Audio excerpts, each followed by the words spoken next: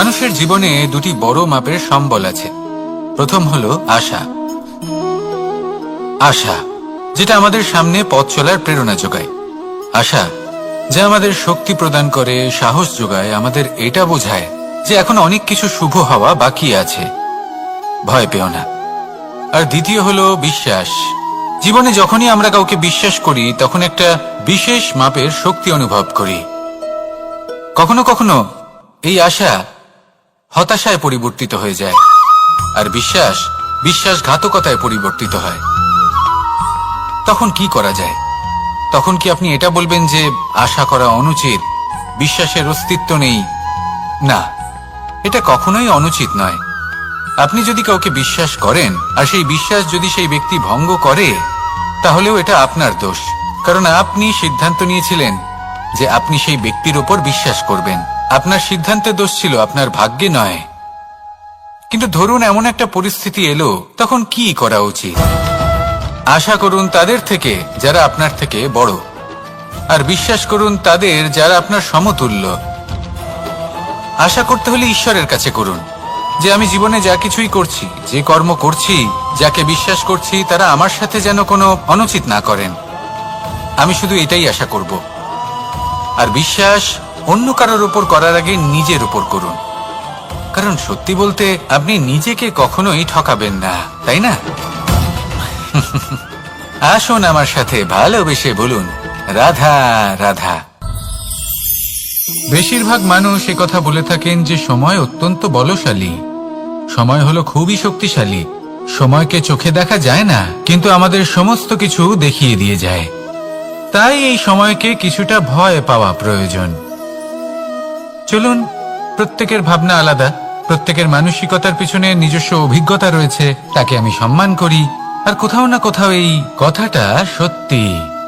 কিন্তু যে ব্যক্তি নিজের জীবনে বিকাশ ঘটাতে চান, তিনি যতই এই সময়কে ভয় পান না কেন, তাকে এই সময়কে বুঝতে চেষ্টা করতেই হবে। যদি আপনি সাফল্যের পথে অগ্রসর হতে চান, তাহলে এই সময়কে বুঝুন, এর কথা বোঝার চেষ্টা করুন। এটা খুব আবশ্যক। দেখুন, আমরা সবাই জানি সময় আমাদের কাল, একদিন না একদিন সময় আমাদের অবশ্যই গ্রাস করবে। ততদিন এই সময়কে সম্মান করতে শিখুন। এটা কতটা শক্তিশালী সেটা বুঝতে চেষ্টা করুন, আর সময়ের সাথে তালে তাল মিলিয়ে চলতে চেষ্টা করুন। সময় নিজে থেকেই শুভ হয়ে উঠবে। আসুন আমার সাথে ভালোবেসে বলুন, রাধা রাধা। জন্ম এবং মৃত্যু, এই দুই হলো মানুষের জীবনের সবথেকে গুরুত্বপূর্ণ দুই মুহূর্ত। মানুষ যখন জন্ম নেয় তখন তার কাছে এই সংসার জন্মগ্রহণ করে, এবং এই সংসারে যে জ্ঞান আছে, পুণ্য আছে, পাপ আছে, উচিত অনুচিত আছে, সেই সবকিছু সে জানতে পারে। এবার যেই মুহূর্তে তার মৃত্যু হয়, তার কাছে এই সবকিছুরই মৃত্যু হয়ে যায়। এবার মানুষের যখন জন্ম হয়, এই শুভ দিনের প্রসন্নতার কারণে মিষ্টি বিতরণ করা হয়, উপহার বিতরণ করা হয়, সবাই তা গ্রহণ করেন। এবার মানুষ যখন মৃত্যু লাভ করেন, তখনও শ্রাদ্ধের কাজের সময়ও নানান মিষ্টি বিতরণ করা হয়, সবাই সেটাও গ্রহণ করেন। এবার এই মিষ্টি দ্বারা আমরা জীবনে মিষ্টি মুখ করি, কিন্তু আমাদের জীবনের সবথেকে গুরুত্বপূর্ণ এই মুহূর্ত, এই দুই দিনেই আমরা এটা গ্রহণ করতে পারি না। কখন গ্রহণ করতে পারি? যখন উচিত সময় আসে।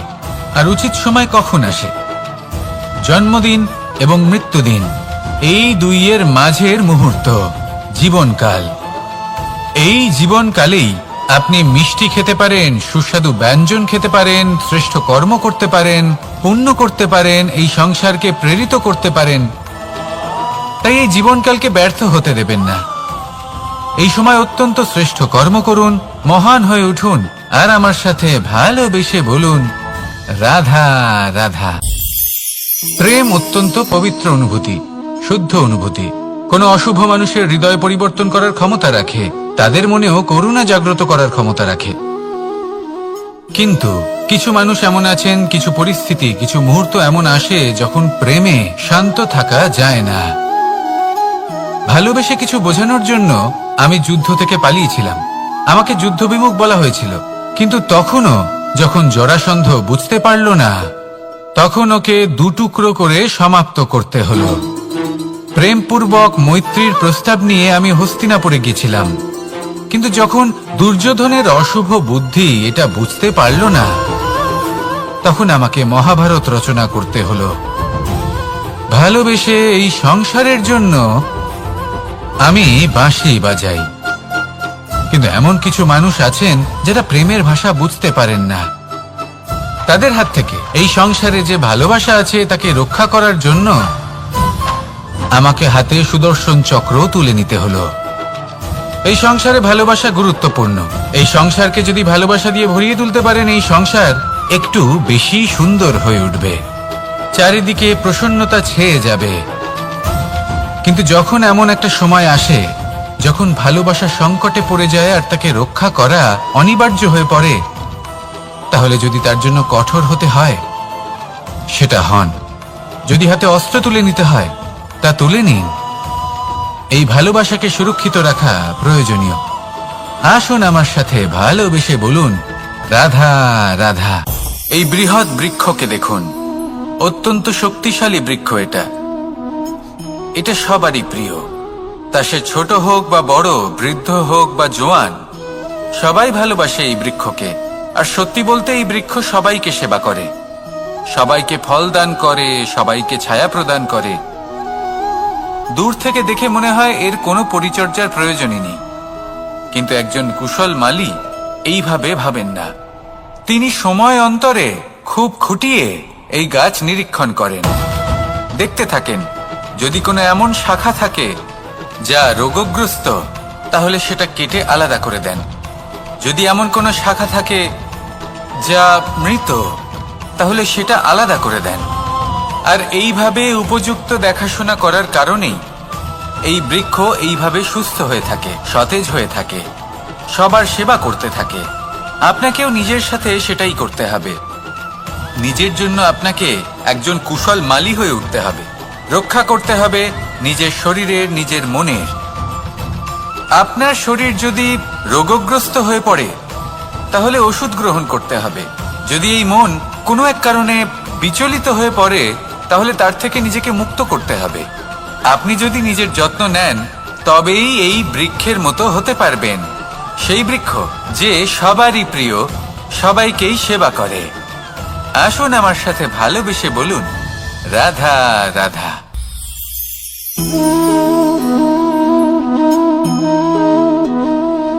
ভোজনের দ্বারাই শরীর পুষ্টি লাভ করে। ছোটবেলা থেকে আজ পর্যন্ত যাই আপনার ভোজন হয়ে থাকুক, যাই আপনার আহার হয়ে থাকুক, সেই অনুসারেই আপনার শরীর গঠিত হয়েছে। এই ভোজন অত্যন্ত গুরুত্বপূর্ণ, সেই জন্য এর প্রত্যেক অংশকে বোঝা খুব আবশ্যক। প্রথম অংশ, যে আমরা কি গ্রহণ করছি, এই ভোজন কোন স্থান থেকে আসছে সেটা বুঝুন। দ্বিতীয় অংশ, ভোজন কে বানাচ্ছেন। এই ভোজন সর্বশ্রেষ্ঠ তখনই হয় যখন মাতার হাতে তৈরি করা ভোজন হয়। কিন্তু যদি মাতার তৈরি করা ভোজন আপনি প্রাপ্ত নাও করতে পারেন, তাহলে সেই ব্যক্তির ভোজন তৈরি করা উচিত যিনি সাত্ত্বিক। তৃতীয় অংশ, কোন স্থানে আপনি ভোজন গ্রহণ করছেন। যে স্থানে আপনি ভোজন গ্রহণ করছেন তা সাত্ত্বিক হওয়া উচিত, তাহলে অত্যন্ত গুরুত্বপূর্ণ। এবং চতুর্থ সবথেকে গুরুত্বপূর্ণ অংশ, তা হলো এই ভোজন আপনি যার দ্বারা প্রাপ্ত করেছেন, যেখান থেকে প্রাপ্ত করেছেন, যে স্থানে বসে আপনি ভোজন গ্রহণ করছেন, তার প্রতি কৃতজ্ঞতা প্রকাশ করুন এবং ভোজন পূর্ণরূপে সমাপ্ত করুন। তবেই এই ভোজন আপনাকে সুখী জীবন দান করবে, সুস্থ শরীর দেবে, আর এই মন তা সুপ্রসন্ন হয়ে বলবে, রাধা রাধা। এই হলো বট গাছের একটা বীজ।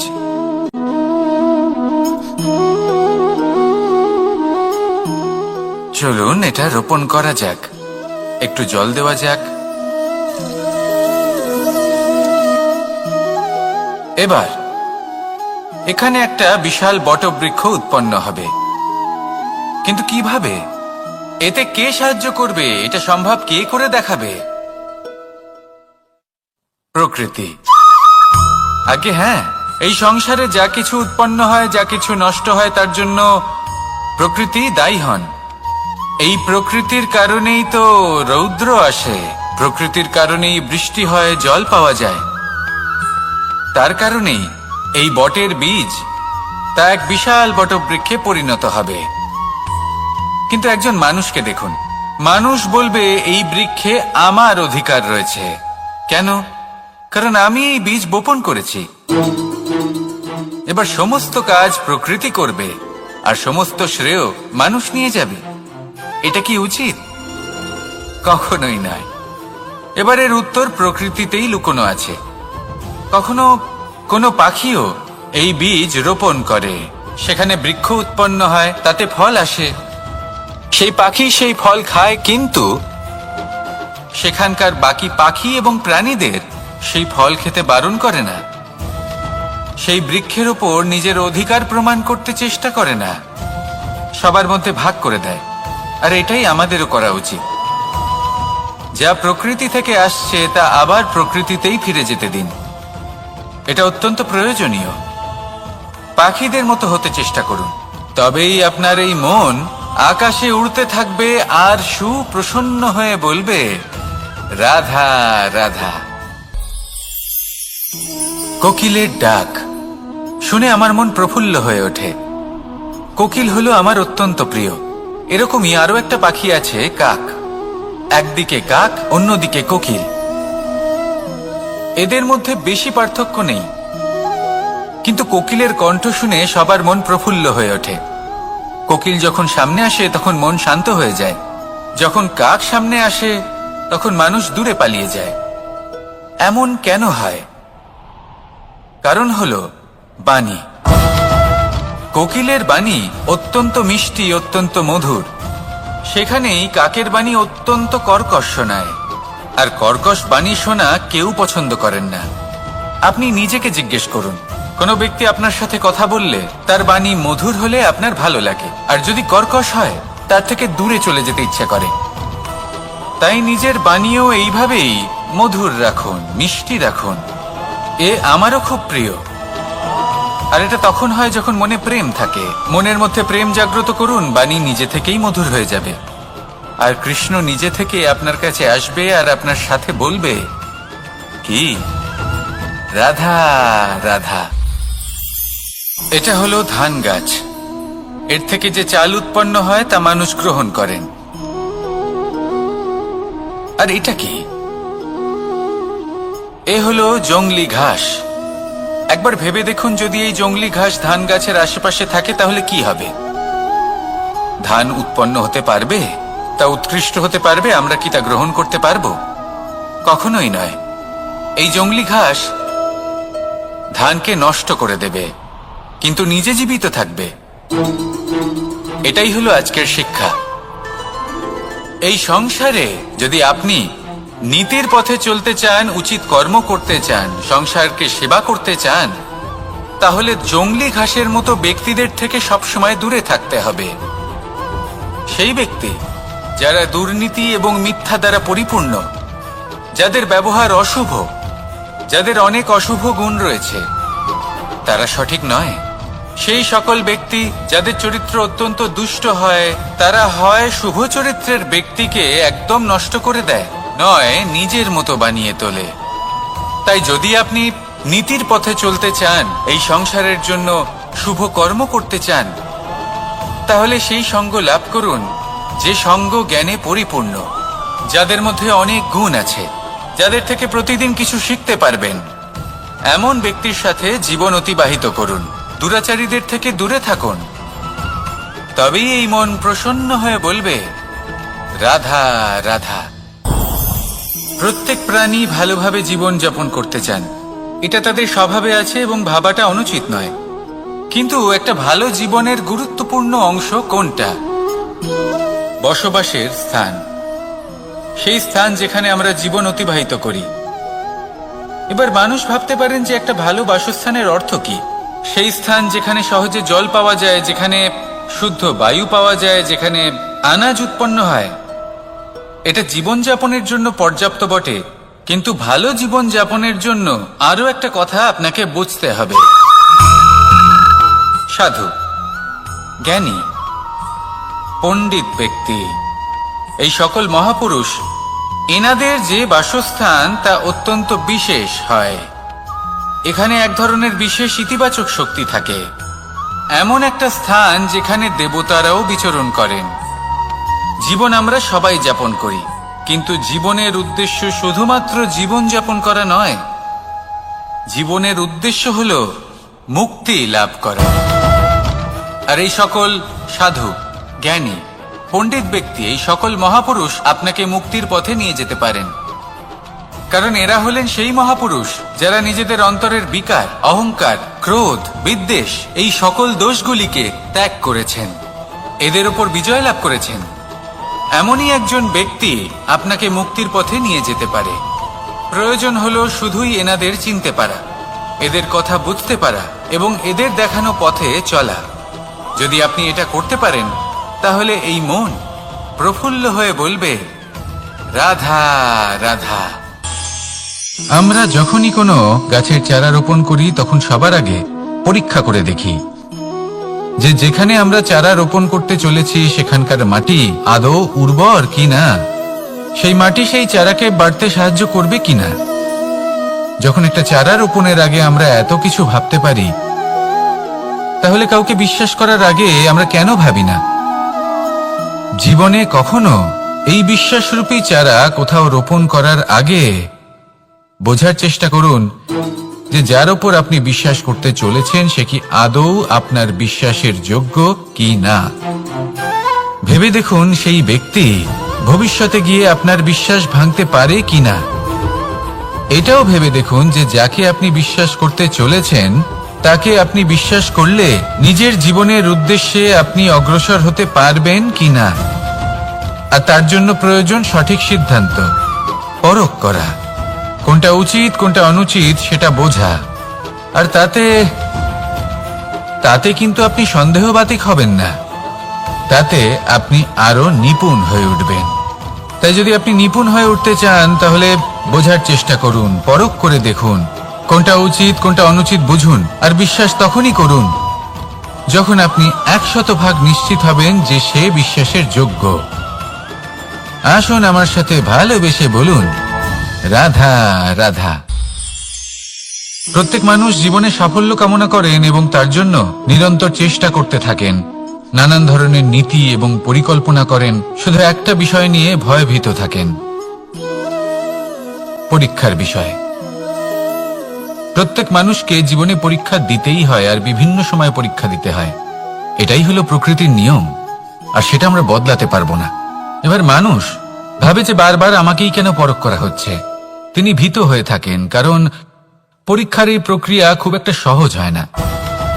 এবার আমাকে একটা কথা বলুন, যদি আপনি সোনা বিক্রি করতে যান, তাহলে সেই সোনা যতই শুদ্ধ হোক না কেন, সামনে থাকা ব্যবসায়ী একবার অন্তত তাকে পরখ করে দেখে, তাই না? তবেই তো তার মূল্যটা জানা যায়। আমরাও হলাম সেই স্বর্ণের মতো, সময়ান্তরে আমাদেরকেও পরখ করা হবে। শুধু নিজেকে শ্রেষ্ঠ করে তুলুন, নিজেকে শুদ্ধ রাখুন। যদি শ্রেষ্ঠ এবং শুদ্ধ হন, তাহলে আর পরীক্ষার ভয় থাকবে না। আপনার মূল্য যা থাকার সেটাই থাকবে। আসুন আমার সাথে ভালোবেসে বলুন, রাধা রাধা। সাগর জলতত্ত্ব দ্বারা সমৃদ্ধ, এ হলো জন্মদাতাও আর জনকও। এই সাগরকে দেখে আমরা অনেক কিছু শিখতে পারি। এই সাগরকে বাইরে থেকে দেখলে মনে হবে এর ঢেউ কোলাহল সৃষ্টি করছে, কিন্তু যদি আপনি আস্তে আস্তে কিছুটা গভীরে যান, তাহলে দেখবেন ঢেউগুলি শান্ত হয়ে গেছে। সেই একই সাগর তীরের কাছে অন্যরকম, গভীরে অন্যরকম। এবার সাগরের মাঝে এসে দাঁড়ান আর অনুমান করতে চেষ্টা করুন যে এটা কতটা গভীর। তাহলে দেখবেন এই কাজ অসম্ভব। আপনি সত্য কখনোই জানতে পারবেন না যতক্ষণ না সেই সাগরের তলদেশে পৌঁছচ্ছেন। এবার এই সাগরের মতোই হয় মানুষ। মানুষকে আপনি দূর থেকে বুঝতে পারবেন না, আপনাকে কাছে যেতেই হবে। একই দিনে আপনি পূর্ণরূপে কোনো মানুষকে জানতে পারবেন না, তার সাথে সময় কাটাতে হবে। প্রত্যেক মানুষ হলো আলাদা, ঠিক সাগরের মতো, যার নিজের আকার আছে, নিজস্বতা রয়েছে, গভীরতাও আছে। সেটা বোঝার সময় দিন, নয়তো কখনো কোনো মানুষকে বুঝতেই পারবেন না। আসুন আমার সাথে ভালোবেসে বলুন, রাধা রাধা। আমাদের এই জীবন, তাতে এই যে সময় চক্র, তা তিনটি ভাগে বিভক্ত। এক হলো অতীতকাল, ফেলে আসা অতীত, তারপরে আসে বর্তমান, এখনকার এই মুহূর্ত, আর তারপর আসে আগামীকাল অর্থাৎ ভবিষ্যৎ। এবার এখানে সবথেকে গুরুত্বপূর্ণ হলো অতীতকাল, ভবিষ্যৎকাল, ফেলে আসা অতীত এবং আগামী সময়। কেন? কারণ এই দুইয়ের উপর নির্ভর করছে যে আপনি বর্তমানে কি করতে চলেছেন। শুধু প্রয়োজন হলো সঠিক দৃষ্টিভঙ্গির। অতীতকালকে যদি আপনি একটি দৃষ্টিভঙ্গি থেকে দেখেন, তাহলে অতীতকালে আপনি দুঃখও দেখতে পাবেন, যন্ত্রণাও দেখতে পাবেন। অন্য কোনো দৃষ্টিভঙ্গি থেকে দেখলে আপনি অতীতকাল থেকে শিক্ষাও লাভ করবেন। এবার এই শিক্ষা অনুসারেই বর্তমানে কর্ম করা উচিত। এবং যদি ভবিষ্যতের কথা বলি, তাহলে বলবো ভবিষ্যতের কথা ভেবে আপনি আজ অবশ্যই চিন্তিত হতে পারেন। অন্য একটি দৃষ্টিভঙ্গি থেকে দেখলে এই ভবিষ্যতেই আপনি একটি লক্ষ্য, একটি উদ্দেশ্য দেখতে পাবেন যে আপনি কি করতে চান, কি লাভ করতে চান। এবার সেই অনুসারে বর্তমানে কর্ম করা উচিত, ভবিষ্যৎ এবং অতীতকাল অনুসারে। এভাবেই যদি জীবনে কর্ম করতে থাকেন, আপনার এই বর্তমানের দিনগুলো আপনি একটু নতুনভাবে বাঁচতে পারবেন। এভাবেই যদি জীবনে এগোতে থাকেন, তাহলে আপনার জীবনে আনন্দের উদ্ভব হতে কেউ বাধা দিতে পারবে না। আসুন আমার সাথে ভালোবেসে বলুন, রাধা রাধা। যদি আপনি নিজের জীবনে প্রকৃত বন্ধু নির্বাচন করতে চান, তাহলে তার আগে দর্পণ আর ছায়া এই দুইয়ের বিশেষত্বের বিষয়ে জানাটা অত্যন্ত প্রয়োজনীয়। দর্পণ কি করে থাকে? যখনই আপনি দর্পণের দিকে তাকাবেন, ও শুধুমাত্র আপনাকে সত্যের সাথে অবগত করাবে, ও আপনাকে কখনো মিথ্যে বলবে না। সেখানেই যদি ছায়ার কথা বলি, তাহলে দেখুন ছায়া কি করে। সব সময় আপনার সাথে থাকে, কখনো আপনার সঙ্গ ত্যাগ করে না। এবার আপনার জীবনে যদি এমন কোনো বন্ধু আসে যে সবসময় আপনাকে সত্য কথা বলবে, আপনার অপগুণের বিষয়ে যদি আপনাকে বলে কিন্তু তাও সে সত্যিই বলবে, তাহলে তার উদ্দেশ্য কিন্তু আপনাকে দুঃখ দেওয়া নয়। সে আপনার অজ্ঞানতা, আপনার ভ্রম দূর করতে চায়। যদি আপনি কোনো অনুচিত পথে চলতে থাকেন, তাহলে সে আপনাকে বাধা দিতে চায়। আর যদি সেই মিত্রই ছায়া সঙ্গীর মতো হয়, সে কখনোই সুখ দুঃখে আপনার সঙ্গ ত্যাগ করবে না। তার উদ্দেশ্য হলো সবসময় আপনাকে রক্ষা করা। তাই এরকম দর্পণ বা ছায়ার মতো কোনো বন্ধু যদি আপনার জীবনে আসে, তাহলে তাকে কোথাও যেতে দেবেন না। সে আপনার জীবনকে সুখময় করে তুলবে। আর যদি আপনার জীবনে উপস্থিত বন্ধু এমন না হয়, তাহলে তাকে নিজের থেকে দূরে করে দেওয়াই বাঞ্ছনীয়। তাহলে দর্পণ আর ছায়ার মতো প্রকৃত এবং ভালো বন্ধুকে নিজের জীবনে স্থান দিন, আর আমার সাথে ভালোবেসে বলুন, রাধা রাধা। জল হলো জীবনের আধার। যদি জল না থাকে, এই সংসারের জীবনের কোনো অস্তিত্ব নেই। এই জল হলো শুদ্ধ, পবিত্র। কিন্তু যখন এই জল পরিবেশের সংস্পর্শে আসে, তখন ধুলো, ময়লা, কাদা এবং অন্যান্য বস্তু দ্বারা এই জল পূর্ণরূপে দূষিত হয়ে যায়। এবার যদি এই জলের শুদ্ধিকরণ করতে হয়, তাহলে আমরা এই জলকে অস্থির হতে দিই না, তাকে স্থিরভাবে রেখে দিই। আর সেটা করলে সেই জল নিজে থেকেই সকল অশুদ্ধি ত্যাগ করে দেয়, নিজে থেকেই নিজেকে শুদ্ধ করে তোলে। এটা কিন্তু আমাদের মনের সাথেও হয়ে থাকে। এই সংসারে এত সমস্যার সম্মুখীন হয়েও কোথাও না কোথাও আমাদের এই মন মলিন হয়ে যায়। এতে নেতিবাচক ভাব জাগ্রত হয়। সেই মুহূর্তে আপনি কোনোভাবে রাগ করবেন না, মন খারাপ করবেন না, তাড়াতাড়ি কোনো সিদ্ধান্ত নেবেন না, কোনো প্রতিক্রিয়া দেবেন না। শুধু নিজের এই মনকে শান্ত করে রাখবেন, শান্ত মনে দিন যাপন করবেন। যদি এটা করেন, তাহলে আপনি নিজে থেকেই বুঝতে পারবেন যে কি কি অশুভ ভাব আপনার মধ্যে জাগ্রত হয়েছে, আর কি কি শুভ চেতনা আপনাকে জাগ্রত করতে হবে। আপনি নিজে থেকেই এমন পথ খুঁজে পাবেন যার দ্বারা এই অশুদ্ধি আপনি ত্যাগ করতে পারবেন। আসুন আমার সাথে ভালোবেসে বলুন, রাধা রাধা। এমন অনেক মানুষ আছেন যারা আমাকে ভগবানের পরিভাষা জানতে চান, যে ভগবান আসলে কি, তিনি কেমন। এবার দেখুন, ভগবান হোক বা আপনার স্বপ্ন হোক বা আপনার লক্ষ্য হোক না কেন, সেই লক্ষ্য তখনই পূর্ণ হয়, তখনই তাকে লাভ করা সম্ভব যখন আপনার দৃষ্টিভঙ্গি মঙ্গলময় হয়, যখন আপনি নিজে মনে করবেন যে আমি যেটা পেতে চাইছি তা শুভ।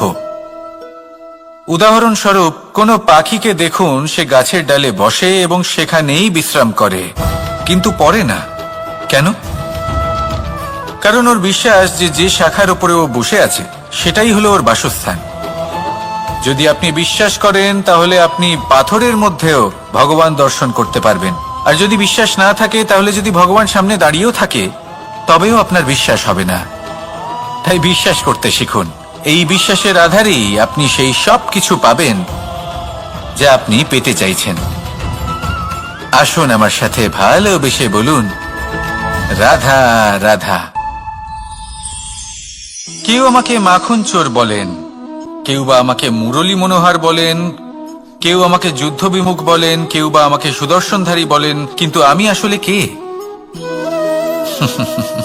আসুন আজ আমি আপনাকে আমার আসল পরিচয় জানাবো। বাড়িতে সুস্বাদু মাখন থাকা সত্ত্বেও গোপীদের কাছে সুমধুর ভালোবাসাপূর্ণ বকুনি খাওয়া যে ভালোবাসে সেই হলো কৃষ্ণ। আঙুলে সুদর্শন চক্র থাকা সত্ত্বেও যে রথের লাগাম ধরে থাকবে সেই সিদ্ধান্ত নিয়েছে সেই হলো কৃষ্ণ। দ্বারকার মতো অনন্য রাজমহল থাকা সত্ত্বেও সুদামার মতো সখা যার অত্যন্ত প্রিয় সেই হলো কৃষ্ণ। যদি আপনার মনে প্রেম থাকে, আপনি প্রেম বিতরণ করেন, সবাইকে ভালোবাসেন এবং ভালোবাসা রক্ষার খাতিরে শস্ত্র হাতে নিতেও আপনি সক্ষম থাকেন, তাহলে আপনি হলেন কৃষ্ণ।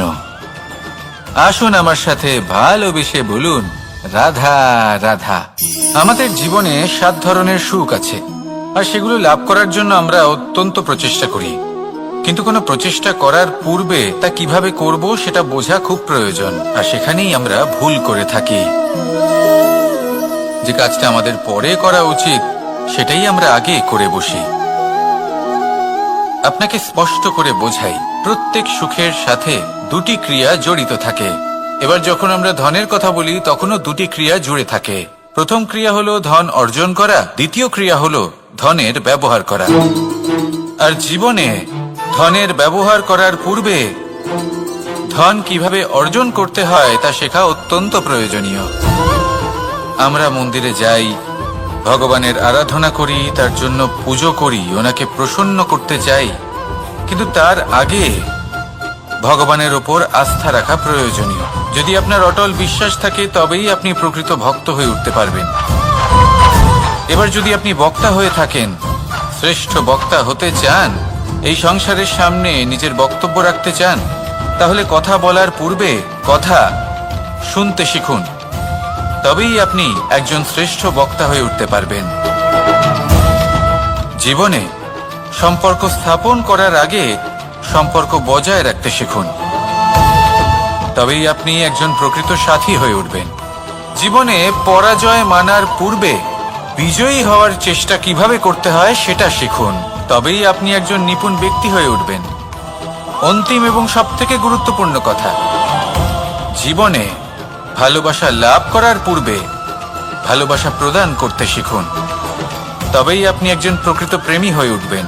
আসুন আমার সাথে ভালোবেসে বলুন, রাধা রাধা।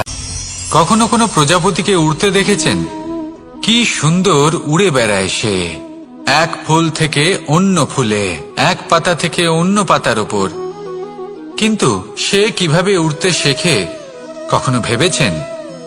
জন্ম থেকেই কিন্তু প্রজাপতির ডানা থাকে না, ও কিন্তু ছোট্ট একটা ডিমের আকারে জন্ম লাভ করে। তারপর সেই ডিমটি ভেঙে একটি কীট বাইরে আসে। আস্তে আস্তে সে বড় হয়, ওর শক্তি বৃদ্ধি পায়। তারপর সে সেই কীট দশা ত্যাগ করে নিজের ডানাগুলি মেলে। এই প্রক্রিয়া তার কাছে সরল নয়, অত্যন্ত যন্ত্রণাদায়ক প্রক্রিয়া, কিন্তু সে সেই যন্ত্রণা মেনে নেয়। আর তারপর আস্তে আস্তে সে উড়তে শেখে। শুধুমাত্র আকাশে উড়ে বেড়ায় তা নয়, আমাদের মনের মাঝে উড়ে বেড়ায়। এবার এই ডিম থেকে প্রজাপতি হয়ে ওঠার যে যাত্রা, এটা যতটা কঠিন ততটাই কঠিন হয় এই সংসারে শ্রেষ্ঠ কর্ম করা, ততটাই কঠিন হয় এই সংসারে মহান হয়ে ওঠা। সেই জন্য প্রয়োজনীয় প্রচেষ্টা এবং সময়। নিরন্তর প্রচেষ্টা করতে থাকুন, পর্যাপ্ত সময় নিন, এবং আপনি নিজেকে এই আকাশে উড়ন্ত অবস্থায় পাবেন। আসুন আমার সাথে ভালোবেসে বলুন, রাধা রাধা। পায়েস হলো আমার বিশেষ প্রিয়। এর মধুর স্বাদ মনকে প্রফুল্ল করে তোলে। ছোটবেলায় মা আমার জন্য পায়েস বানাতেন এবং আমাকে বলতেন যে গরম থাকতে থাকতে খেয়ে নে কানাই, ঠান্ডা হয়ে গেলে ভালো লাগবে না। কিন্তু আমিও দুষ্টু ছিলাম, ঠান্ডা হওয়া পর্যন্ত অপেক্ষা করতাম, আর ঠান্ডা হয়ে যাবার পরে মার কাছে যেতাম আর ওনাকে বলতাম যে মা, পায়েস তো ঠান্ডা হয়ে গেছে, এটা গরম করে দিন। তখন মা হাসতেন আর বলতেন যে পায়েস না হয় আমি আবার গরম করে দেব কানাই, কিন্তু এর মধুর স্বাদ, সেই মিষ্টত্ব, সেই সুবাস, সেটা আবার ফিরে আসবে না। কথাটা সত্যি। আর এই সত্যটাই আমাদেরও জীবনের সত্য। আমাদের জীবনের মধুর সম্পর্কগুলি, এতে যখন কটুভাব প্রবেশ করে তখন সেই মিষ্টত্ব ফিরিয়ে আনা প্রায় অসম্ভব ব্যাপার হয়ে যায়। আপনি চেষ্টা করে সেই সম্পর্ক ঠিক করতেই পারবেন, তার জন্য অগাধ পরিশ্রম করতে হবে, কিন্তু আবার সেই মিষ্টত্ব কখনো ফিরে আসবে না। সেই জন্য আপনার জীবনের যে মধুর সম্পর্ক আছে, যতটা সম্ভব চেষ্টা করুন তাতে মিষ্টত্ব বজায় রাখতে। কটুভাব আসতে দেবেন না। আসুন আর আমার সাথে মধুর স্বরে বলুন, রাধা রাধা। শব্দ, শব্দ আসলে কি? শুধুই কয়েকটি অক্ষরের সমষ্টি, নাকি আমাদের বাণী?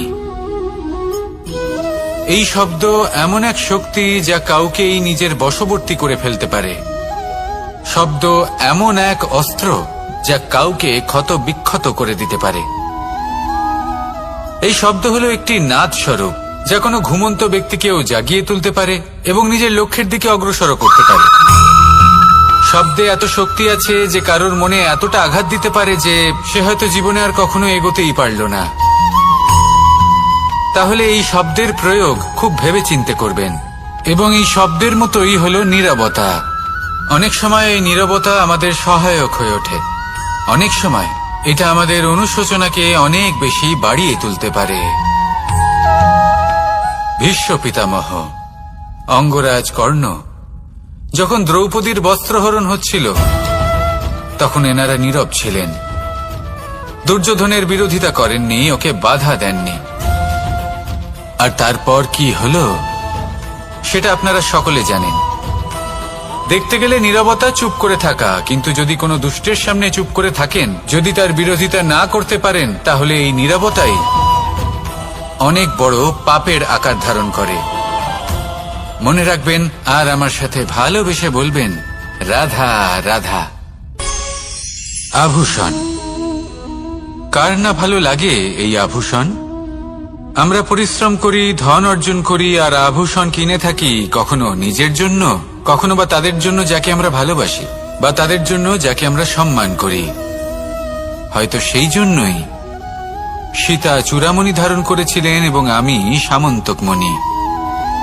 কিন্তু এটাই কি সেই প্রকৃত আভূষণ যা আপনার মূল্য বৃদ্ধি করে? না। শ্রীরামের আভূষণ হলো ওনার নম্র ভদ্র ব্যবহার। মাতা সীতার আভূষণ হলো ওনার সততা, ওনার নিষ্ঠা, ওনার ত্যাগ। অর্জুনের আভূষণ ছিল ওনার একাগ্রতা। রাধার আভূষণ ওনার প্রেম। এই আভূষণ কোথাও নেই, আপনার মনে আছে। যদি আপনার মনে মিষ্টতা থাকে, তা শান্ত হয়, তাতে সততা থাকে, নিষ্ঠা থাকে এবং প্রেম থাকে, তাহলে আপনার অন্য আর কোনো আভূষণের কোনো প্রয়োজন নেই। আপনি যতই ভিড়ের মাঝে থাকুন, আপনার ঔজ্জ্বল্য চোখে পড়বে। আসুন আর আমার সাথে ভালোবেসে বলুন, রাধা রাধা। এই সংসারের সবথেকে বড় সত্যি হলো জন্ম এবং মৃত্যু, কিন্তু আরো বড় একটা সত্য আছে, মিত্র এবং শত্রু, যা আমাদের সকলের জীবনে থাকে। মিত্র সে যে আমাদের সঙ্গ দেয় এবং সংসারের সবথেকে উঁচু শিখরে আমাদের নিয়ে যায়, এবং শত্রু সে যে যে কোনো মুহূর্তে যে কোনো শিখর থেকে আমাদের নিচে ফেলে দিতে পারে। এবার বিচিত্র ব্যাপার হলো এটাই যে আমরা নিজেরাই এদের সাথে নিয়ে চলি, নিজেরাই এদের পালন করি। তা কি করে? প্রথমে বুঝুন এই মিত্র এবং শত্রু কারা। আপনার নিজের মন, আর কেউ নয়। এই মনই হলো মিত্র। যখন তাতে ভারসাম্য বজায় থাকে, তা নিয়ন্ত্রিত থাকে, তা পবিত্র হয়। কিন্তু যদি এই মন অনিয়ন্ত্রিত হয়ে পড়ে, যদি আপনাকে সে নিয়ন্ত্রণ করতে শুরু করে, তখন সেই আপনার সবথেকে বড় শত্রু হয়। সেই জন্য এই মনের ওপর নিয়ন্ত্রণ রাখতে শিখুন, এতে ভারসাম্য বজায় রাখতে শিখুন। তাহলে আপনি এমন এক বন্ধুকে পাবেন যে আপনাকে এই সংসারের শিখরে পৌঁছে দেবে। আসুন আমার সাথে ভালোবেসে বলুন, রাধা রাধা। ঈশ্বর আসলে কে? সংসারের বেশিরভাগ মানুষের কাছে ঈশ্বর হলেন এই সংসারের রচয়িতা, পালনকর্তা। কারোর কাছে উনি জ্ঞাতা, কারোর কাছে উনি হলেন আস্থার প্রতীক, আবার কারোর জন্য শুধুমাত্র অন্ধ বিশ্বাস। কিন্তু এই ঈশ্বর কি কোনো শরীর, নাকি একটা বোধ, নাকি শুধুই শ্রদ্ধা? ঈশ্বর হলেন তিনি যিনি হলেন আপনার ইষ্ট। সেই জন্যই তো গুরু, মাতা, পিতা এনাদেরও ঈশ্বরই বলা হয়েছে। যাদেরকে আমরা ঈশ্বর বলে মনে করি, যারা আমাদের ইষ্ট, তারা আমাদের একটি পথ দেখান, একটি দিকে চালিত করেন। সেই পথে চলে আপনি শুভ কর্ম করতে পারেন। আর যখন কোনো ব্যক্তি তার ঈশ্বরের আদেশ পালন করেন, তখন সে নিজে থেকেই শুভ পথে অগ্রসর হয়ে যান। বেশ কয়েকজন মানুষ ঈশ্বরের ওপর আস্থা রাখেন এবং ভাবেন যে অনুচিত কোনো কাজ করা উচিত নয়, ঈশ্বর দেখছেন। ওনারা ভয় পান যে কোনো অনুচিত কর্ম করলে কে জানে তার পরিণাম কি হবে। এমন অনেক ব্যক্তি রয়েছেন যারা ঈশ্বরকে বিশ্বাস করেন এবং জানেন যে ঈশ্বর তাদেরকে দেখছেন। তাই যে যে শুভ কর্ম ওনারা করেছেন তার ফল তারা অবশ্যই পাবেন। এবার আপনি ভয় পেয়ে ঈশ্বরকে বিশ্বাস করবেন, নাকি বিশ্বাসের দ্বারা ঈশ্বরকে বিশ্বাস করবেন, সেই সিদ্ধান্ত আপনারই। কিন্তু হ্যাঁ, যদি আপনার মনে ঈশ্বরের জন্য কোনো স্থান থাকে, যদি আপনার কোনো ইষ্ট থাকেন, যদি আপনি কাউকে ঈশ্বর মনে করেন, যার প্রত্যেক আদেশ আপনি পালন করে থাকেন, তাহলে বলি, ঈশ্বর কখনো আপনাকে অনুচিত পথে চালিত করবেন না। আসুন আমার সাথে ভালোবেসে বলুন, রাধা রাধা। এই সংসারে ভিন্ন ভিন্ন ধরনের গাছ আছে, অসংখ্য ধরনের প্রজাতি আছে। কিছু গাছ পাতা দিয়ে থাকে, কিছু ফুল, কিছু ফল। কেউ ছায়া প্রদান করে, কেউ শীতলতা প্রদান করে, কেউ নিজেকে খুব কষ্ট দিয়ে এই সংসারের বিকাশে সহায়ক হয়ে ওঠে। কিন্তু এই সবার মধ্যে একটা বিষয় কিন্তু সমান। এরা প্রত্যেকেই পাতা ছাড়া, ফুল ছাড়া, ফল ছাড়া জীবিত থাকতেই পারে, কিন্তু কোনো বৃক্ষই শিকড় ছাড়া বেঁচে থাকতেই পারে না। এটাই হলো রাধার। ঠিক সেইভাবেই আমাদের জীবনে শক্তি হোক, ধন হোক বা সাফল্য হোক, আমাদের বা আমাদের পরিবারের প্রসন্নতাই হোক, এই সবকিছুর আধার হলো, সবকিছুর মূল হলো পরিশ্রম। তাই জীবনে চিরকাল পরিশ্রম করতে থাকুন। যদি আপনি জীবনে মহান হবার পথে অগ্রসর হতে চান, তাহলে পরিশ্রম করুন। এই পরিশ্রম দ্বারাই নিজের পরিবারকে প্রসন্ন করুন, নিজের বন্ধুদের প্রসন্ন করুন, এই সমাজকে গর্বিত করুন। আসুন আমার সাথে ভালোবেসে বলুন, রাধা রাধা। এই সংসারের সব থেকে বড় রোগ কোনটা? কেউ বলবে মানসিক রোগ, কেউ বলবে সেই রোগ যা সর্পদংশনের ফলে হয়ে থাকে। এই সংসারে ভিন্ন ভিন্ন ধরনের রোগ আছে এবং তার সাথে ভিন্ন ভিন্ন ধরনের যন্ত্রণাও রয়েছে।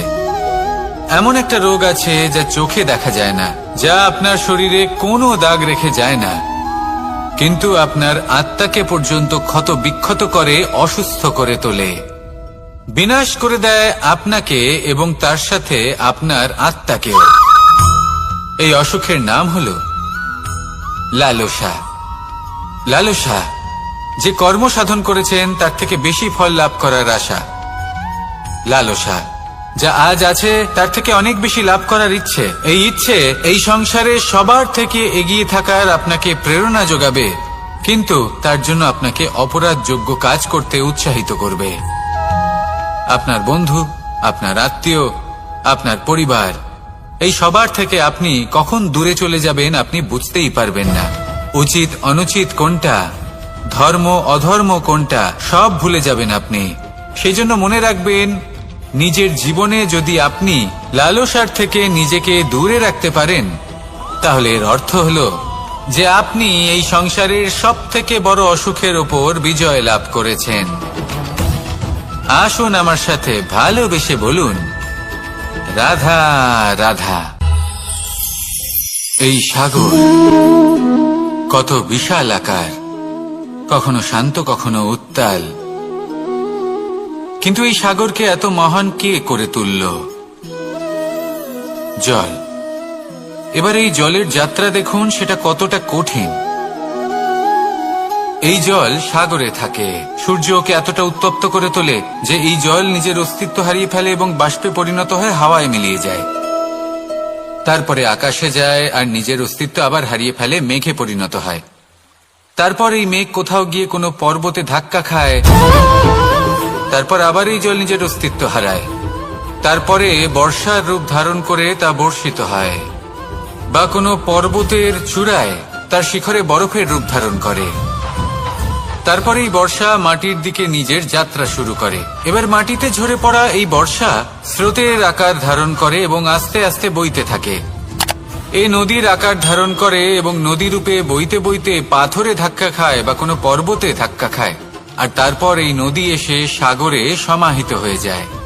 নদীর এই জল আবারও নিজের অস্তিত্ব হারিয়ে ফেলে, কিন্তু এইবার সেই জল নিজেই সাগরে পরিণত হয়। এটা আমাদের সকলের জন্য একটা শিক্ষা যে এই সংসারে জীবন এবং সময়ের হলো এক অনন্ত যাত্রা। এই সংসারে যা কিছু আছে তার সূত্রপাত কোথাও একটা হবেই। সেই জন্য মৃত্যু এবং সমাপ্তির চিন্তা ত্যাগ করে দিন, আর যে সূত্রপাত আপনি লাভ করছেন তার আনন্দ উপভোগ করুন। ভেবে দেখুন আপনি কিভাবে শ্রেষ্ঠ কর্ম করতে পারেন যাতে এই সংসার এবং এই সমাজ, এই দুইয়ের মঙ্গল সম্ভব। আসুন আমার সাথে ভালোবেসে বলুন, রাধা রাধা। মাকড়সার জাল দেখতে পাচ্ছেন? মাকড়সারা ভীষণ পরিশ্রম করে এটা তৈরি করে, নিজের শরীরের রস দিয়ে এই জাল বোনে। আপনি কি এটার উদ্দেশ্য জানেন? আসলে মাকড়সা এই জালে ছোট কীটপতঙ্গ ধরে তাদেরকে খাদ্যরূপে গ্রহণ করে। কিন্তু আপনি কি এই কথা জানেন যে একদিন মাকড়সা নিজেই নিজের জালে জড়িয়ে মৃত্যুবরণ করে থাকে? বলুন, কি করেন আপনি এই জাল দেখতে পেলে? দেখতে পেলেই মুছে ফেলেন এর অস্তিত্ব, তাই না? তেমনি অন্যদিকে পাখির বাসা, পাখিরাও ভীষণ পরিশ্রম করে এটা তৈরি করে। কিন্তু যদি পাখি একদিন এটা ছেড়ে চলে যায়, তাহলেও লোকে এটা নষ্ট করে দেয় না। কারণটা কি? এর কারণ হলো এর নির্মাণ জীবন সঞ্চারের জন্য করা হয়েছিল, নষ্ট করার জন্য নয়। তাই মনে রাখবেন, জীবনে আপনার পরিশ্রম যতই বেশি হোক না কেন, যদি আপনার লক্ষ্য শুভ না হয়, তাহলে আপনারও বিনাশ নিশ্চিত।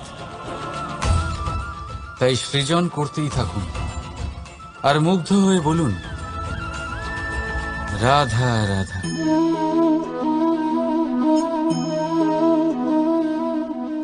আপনার কি মনে হয় আমি কি করছি?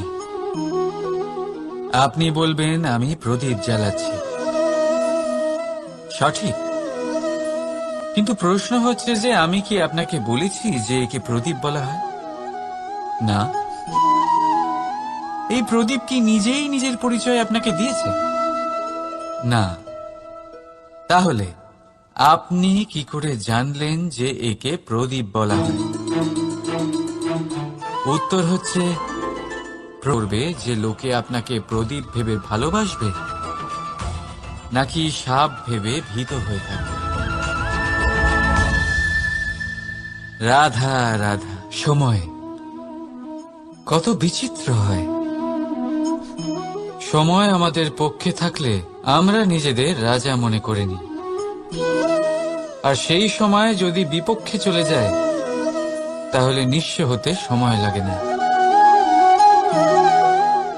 তাই মানুষের একটা অভ্যেস আছে, খারাপ সময়ের জন্য কিছু সঞ্চয় করা। আত্মীয়, বন্ধু খারাপ সময় পাশ থেকে সরে যায়। যশ, মান প্রতিকূল সময় চিরস্থায়ী হয় না। তাই মানুষ মনে করে অর্থ সঞ্চয় করাই শ্রেয়। অর্থের কোনো হৃদয় নেই যা সময়ের সাথে পরিবর্তিত হবে। সংসার বলে সর্বদা অর্থ সঞ্চয় করতে থাকুন। খারাপ সময় অবশ্যই কাজে লাগবে, কিন্তু আমি বলবো শুভ কর্ম করতে থাকুন, আনন্দে থাকুন, নিজের ওপর আর ঈশ্বরের ওপরে বিশ্বাস রাখুন। খারাপ সময় কখনো আসবেই না। রাধা রাধা। প্রকৃতি মানুষকে এক বিশেষ শক্তি দিয়েছে, অন্য জীবের থেকে বেশি শক্তি দিয়েছে। স্মরণ শক্তি। এই শক্তি মানুষকে অন্য জীবের থেকে ভিন্ন করে, ইতিহাস রচনা করার প্রেরণা দেয়, জ্ঞানকে বংশানুক্রমে এগিয়েও নিয়ে যায়। আর যারা ভুলে যান, অধিকাংশ সময় তারা উপহাস আর দয়ার পাত্র হয়ে যান। কিন্তু এটাই কি প্রকৃত রূপে সত্য? না। এই স্মরণ শক্তি মানুষের বিকাশের সব থেকে বড় বাধা হয়ে দাঁড়ায়, তার মনকে দূষিত করে দেয়। খারাপ অভিজ্ঞতা, কারোর করা বিশ্বাসঘাতকতা, কারোর কটাক্ষ বেশিরভাগ মানুষই ভুলতে পারেন না। রাধা রাধা। মানুষ নিজের পরিবারের জন্য কত কিছুই না করে, দিন রাত পরিশ্রম করতে থাকে যাতে তার পরিবারের প্রয়োজন পূরণের জন্য অর্থ রোজগার করতে পারে। কিন্তু শুধু অর্থ রোজগার করাটাই কি যথেষ্ট? আপনি বলবেন হ্যাঁ, নিশ্চয়ই। অর্থ দিয়ে সবকিছু পাওয়া যায়, বিদ্যা পাওয়া যায়, বাড়ি পাওয়া যায়, ওষুধ পাওয়া যায়, আর কত কিছুই না পাওয়া যায়। এইসব একটা পর্যায় পর্যন্ত সঠিক, কিন্তু একটু মন দিয়ে ভেবে দেখুন, যখন কোনো শিশু অসুস্থ হয়ে পড়ে তখন সে ওই তিক্ত ওষুধ কেন খেয়ে নেয়? এই জন্য কারণ ওর পিতা সেই ওষুধ অর্থ দিয়ে কিনেছে? না, বরং এই জন্য কারণ তার পিতা যে তার সামনে দাঁড়িয়ে, তার ওপরে তার বিশ্বাস আছে। বিশ্বাস আছে যে উনি তার কিচ্ছু হতে দেবেন না। এই বিশ্বাস, এই সংস্কার, এই শিক্ষা কখনো অর্থ দিয়ে পাওয়া যায় না। এটা পাওয়া যায় সেই সময় থেকে যা মাতা পিতা তাদের সন্তানের সাথে কাটিয়েছেন। তাই জীবনে অর্থ অবশ্যই উপার্জন করুন, কিন্তু নিজের পরিবারকেও সময় দিন, আনন্দ পাবে। রাধা রাধা। বিরোধিতা এমন এক শব্দ যা শুনে আমরা সবাই ভয় পেতে থাকি। যদি কেউ আমাদের বিরোধিতা করে তা আমাদের সহ্য হয় না। আমরাও কারোর বিরোধিতা করে কোনো শত্রুতা করতে চাই না। এই ধরনের ভাবনা আমাদের মনে আসতেই থাকে।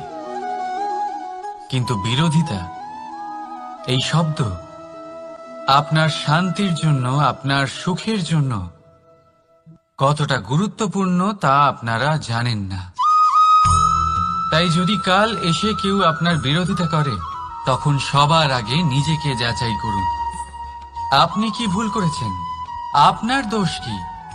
নিজের মধ্যে কি ত্রুটি আছে সেটা বোঝার চেষ্টা করুন, নিজেকে সংশোধন করার চেষ্টা করুন, তারপর দেখুন বিরোধিতার এই আগুন আপনাকে স্বর্ণ থেকে কুন্দন বানিয়ে তুলবে। বলা হয় এই সংসারে খারাপ বেড়েই চলেছে, কিন্তু তার কারণ এ নয় যে খারাপ মানুষ বেড়ে চলেছে। তার কারণ হলো যে ভালো মানুষ, যাদের ভালো চিন্তা, ভালো বিচারধারা আছে, তারা খারাপের বিরোধিতা করতে পারে না। যদি আপনার সম্মুখে কোনো খারাপ কর্ম হয় তাহলে তার বিরোধিতা করতে সংকোচ করবেন না, কারণ বিরোধিতার এই আগুন মন্দকে পিছুপা হতে অবশ্যই বাধ্য করে।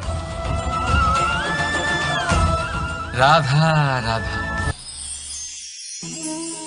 জীবনে আপনি এরকম মানুষও দেখবেন যারা এটা বলে, ভাবে, নিজেকেও বলে যে উনি সেই এমন ব্যক্তি যার মতো আমি হতে চাই। ঠিক আছে, কারোর থেকে প্রেরণা নেওয়াটা কোনো ভুল নয়, কিন্তু কখনো কখনো এই প্রেরণা গুরুত্বহীন হয়ে যায় আর আমরা শুরু করে দিই সেই ব্যক্তিকে নকল করতে। এখানেই থেমে যায় আমাদের উন্নতি। এবারে দেখুন, সংসারে শত কোটি রঙের ফুল আছে, কিন্তু তারা কখনো একে অপরকে নকল করে না। সময়কে ব্যবহার করুন নিজের অস্তিত্ব নির্মাণ করার জন্য, কারণ কারোর ছায়া হওয়ার থেকে ভালো আপনি কারোর জন্য প্রেরণা হয়ে উঠুন। রাধা রাধা। আমরা সকলে পাথুরে রাস্তা এড়িয়ে চলি, কারণ এই পথের পাথর আমাদের যাত্রা আরো কঠিন করে তোলে, আমাদের পা আহত করে দেয়। কিন্তু একটা গুরুত্বপূর্ণ কথা আমরা ভুলেই যাই, এই কঠিন পথই না শুধু আমাদেরকে নিজেদের দুর্বলতার সাথে পরিচয় করায়, বরং আমাদের শক্ত হওয়ার প্রেরণাও দিতে থাকে। সময়ের সাথে ঠিক এমনটাই হতে থাকে।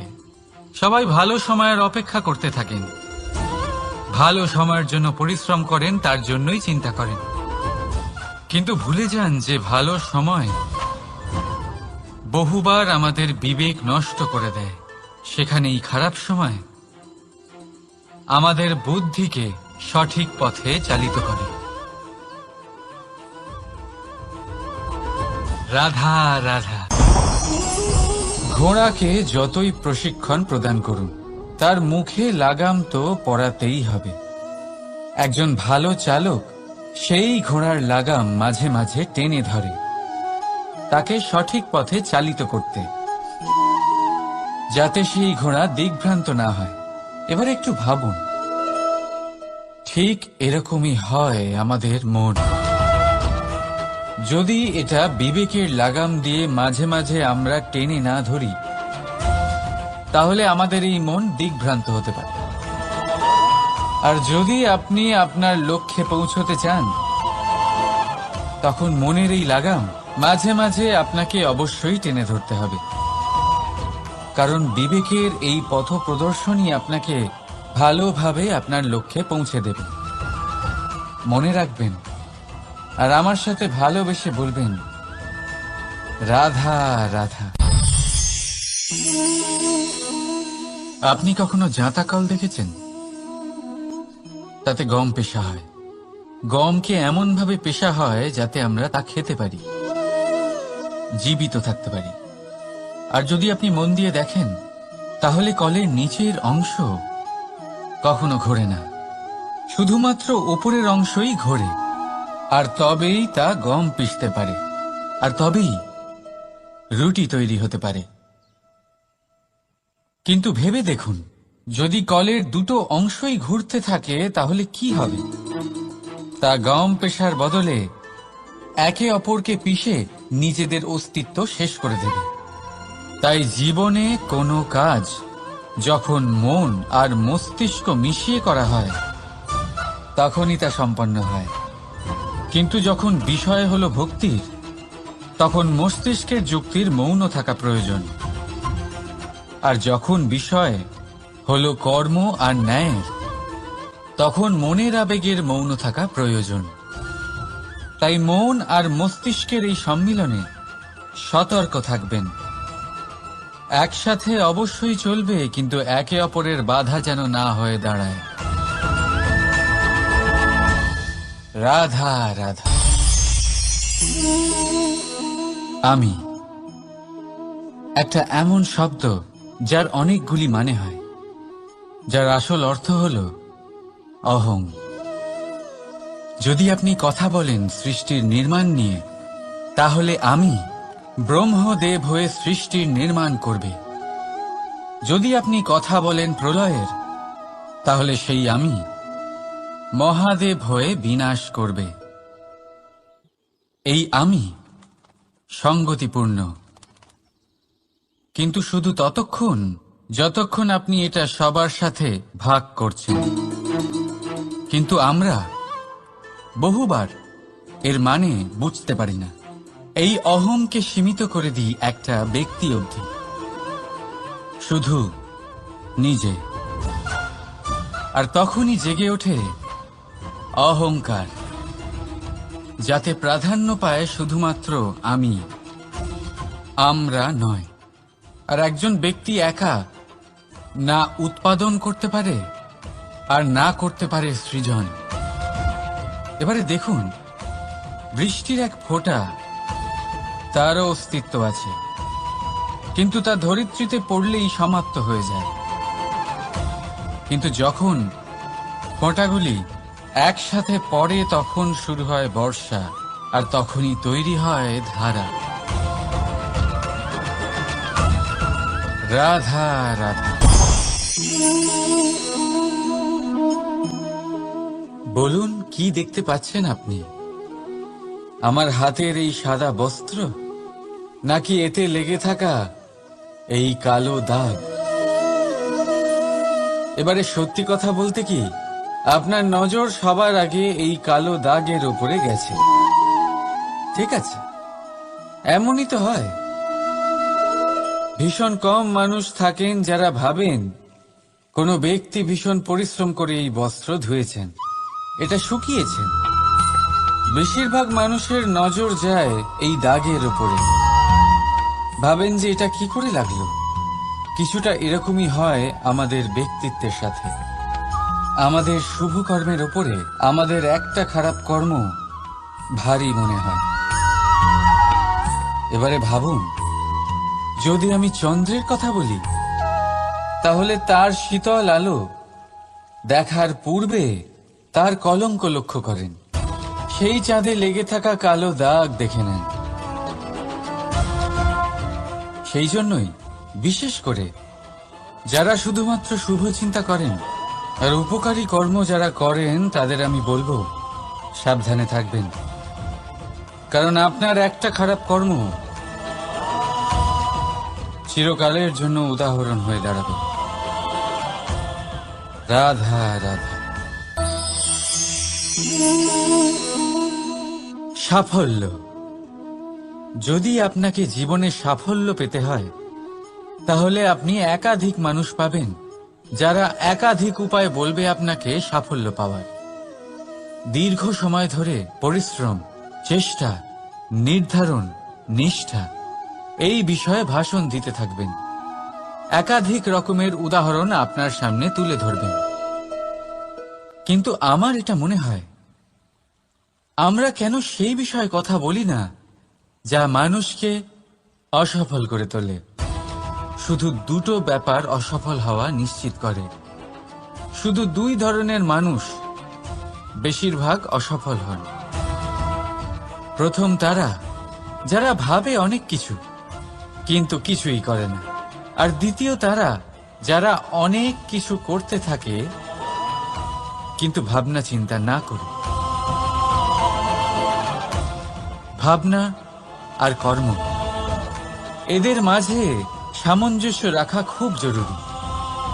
যদি এটা থাকে, তাহলে জীবনে কখনো অসফল হবেন না। রাধা রাধা। আপনি অনেককে এই কথা নিশ্চয়ই বলতে শুনেছেন, এই ব্যক্তির দৃষ্টিতে দম্ভ আছে, এই ব্যক্তির চোখের ওপর অহংকারের পর্দা পড়ে আছে, ইত্যাদি ইত্যাদি। চলুন, আমি আপনাকে একটা প্রশ্ন করছি। আপনি দেখেন কি দিয়ে? দৃষ্টি দিয়ে নাকি দৃষ্টিভঙ্গির সাহায্যে? ভাবুন। চিন্তায় পড়ে গেলেন নিশ্চয় পরিচয়ের সাথে সাক্ষাৎ করায়। উদাহরণ হিসেবে চন্দ্র। চন্দ্র আমরা সবাই দেখেছি। বহু মানুষ আছেন যাদের চন্দ্র অত্যন্ত সুন্দর লাগে। পাথরকে ভগবান ভেবে পুজো করবেন, নাকি ভগবানকে পাথর ভেবে পরিত্যাগ করবেন? সিদ্ধান্ত আপনার, কিন্তু এই সিদ্ধান্ত নির্ভর করে আপনার দৃষ্টিভঙ্গির ওপর। তাই নিজের দৃষ্টিভঙ্গি শুভ রাখুন, নিজের দৃষ্টিভঙ্গিতে ভালোবাসা রাখুন, আর আনন্দে বলুন রাধা রাধা। বড় বড় রাজমহলের, বড় বড় ইমারতের চূড়া কত সুন্দর হয়, কিন্তু আপনি কি কখনো এই বিষয়ে ভেবেছেন যে এই সুন্দর চূড়ায় পৌঁছতে গেলে আপনাকে পৃথিবীতে পা ফেলতেই হবে? সেই সুন্দর চূড়ায় পৌঁছে দীপ্তি পাওয়ার জন্য আপনাকে একটা কঠিন পথ অবলম্বন করতেই হবে। যদি আপনি কোনো কঠিন পথে না গিয়ে এই পৃথিবীর সাহায্য ছাড়াই শুধু উচ্চতার দিকে অগ্রসর হতে থাকেন, তাহলে সর্বদা অসফল হবেন। সেই জন্য নিজের স্বপ্ন পূরণের এই যাত্রাতে নিজের পথ কখনোই হারাবেন না, নিজের পথ থেকে সরবেন না। যদি এমন করেন, তাহলে তো আপনার স্বপ্ন পূরণ হবেই না, তার সাথে আপনি নিজের পথও হারাবেন। রাধা রাধা। কৌতুক অর্থাৎ হাসি, এটা জীবনে কতটা গুরুত্বপূর্ণ। আমরা সর্বদাই হাসতে চাই, আমরা সর্বদা অন্যের মুখে এই হাসি দেখতে চাই। কিন্তু এই কৌতুক অনেক প্রকারের হয়, আর এই কৌতুকের ভিত্তি কি সেটাও খুব গুরুত্বপূর্ণ। কৌতুক কেবল তখনই পাবেন যখন তা শুদ্ধ মন থেকে আসবে। কৌতুক তখনই পাবেন যখন তা সামনে আর অপমানিত ব্যক্তির মন তিক্ত হয়ে থাকে। তাই মনে রাখবেন যে এই কৌতুক যেন কৌতুকই থাকে, তা উপহাস বা কটাক্ষ না হয়ে যায়। রাধা রাধা। মানুষ, এই শব্দের সূচনা হয়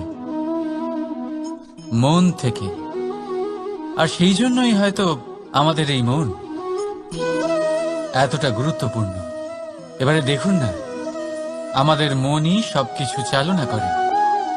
মনই সেই যে কল্পনা করে, মনই সেই যা কল্পনাকে বাস্তবে পরিণত করার জন্য পরিশ্রম করতে আমাদের প্রেরণা যোগায়। মনই সেই যা লোভের জালে জড়িয়ে পড়ে। মনই সেই যা অভিমানের পর্দা দিয়ে ঢেকে যায়। আর এই মনই সেই যা আপনাকে বিনাশের দিকে টেনে নিয়ে যেতে পারে। কিন্তু যদি তা পরোপকার করার ইন্ধন পায়, তাহলে এমন কোনো মহান কাজ নেই যা আপনি করতে পারবেন না। কিন্তু এই মন কি? এটা বোঝানো যায় দুটো শব্দের মাধ্যমে, দুটো সহজ শব্দ। প্রথম, একজন কুশল সেবক। দ্বিতীয়, একজন সংকটপ্রবণ মালিক। যদি আপনার এই মন আপনার নিয়ন্ত্রণে থাকে, তাহলে সে হলো আপনার সেবক। তাই আপনার অস্তিত্ব আছে। কিন্তু যদি আপনার মন আপনার কর্মের ওপরে নিয়ন্ত্রণ করে, তাহলে এই মন আপনার মালিক, আর তখন আপনার বিনাশ নিশ্চিত। তাই নিজের এই মনকে নিয়ন্ত্রণে রাখুন, কিন্তু ভালোবেসে। আসুন আমার সাথে আনন্দে বলুন রাধা রাধা। এই সূঁচ দেখতে পাচ্ছেন আপনি? এটা শুদ্ধ লোহা দিয়ে তৈরি, বস্ত্র সেলাই করার কাজে লাগে, অস্ত্রোপচারে কাজে লাগে। কিন্তু আপনি কি কখনো ভেবে দেখেছেন এই সূঁচ কিভাবে তৈরি হয়? লোহার এক বড় অংশকে পিটিয়ে পিটিয়ে টেনে টেনে তাকে পাতলা বানানো হয়। এরপরেই আমরা পেয়ে থাকি সূঁচ। ভাবুন, যদি লোহার টুকরোতে অনর্গল প্রহার করার ফলে একটা লোহার টুকরো সূঁচে পরিণত হয়, তাহলে আমাদের জীবনে অনর্গল চেষ্টা করার ফলে জীবনের সমস্ত অংশকে আমরা কত প্রভাবশালী কাজে পরিণত করতে পারি। শুধু প্রয়োজন দৃঢ় নিশ্চয়তা। তাহলে আসুন আমার সাথে ভালোবেসে বলুন, রাধা রাধা। বিশ্বাস, জীবনে বিশ্বাস কতটা গুরুত্বপূর্ণ। একজন স্ত্রী তার স্বামীর হাত ধরে যে কোনো জায়গায় যেতে পারেন, এর কারণ হলো বিশ্বাস। তার নিজের স্বামীর ওপরে বিশ্বাস আছে। যখন একজন মা তার ছোট বাচ্চাকে কোলে তুলে হাওয়ায় ওঠায়, তখন সেই বাচ্চা ভয়ভীত হয়ে যায় না। তার কারণ হলো বিশ্বাস। তার বিশ্বাস আছে যে তার মা তার কিচ্ছু হতে দেবে না। এক বৈদ্যের দেওয়া ঔষধ সন্তান কিছু না বুঝে শুনেই খেয়ে ফেলে। সেই বৈদ্যের জ্ঞানের বিষয়ে তার কোনো ধারণাই থাকে না। শুধু নিজের পিতার উপরে বিশ্বাস আছে যে তার পিতা তাকে খারাপ কিছুই দেবে না। যখন এই সংসারের প্রতিটা বন্ধন বিশ্বাসের উপরে দাঁড়িয়ে আছে, তাহলে কেন এই বিশ্বাসকে আমরা জীবনে আনতে পারি না? আপনি নিজেই দেখুন, এই বিশ্বাস নিজের জীবনে এনে দেখুন, সবকিছু আরো সুন্দর হয়ে যাবে। তাই ভালোবেসে বলুন, রাধা রাধা।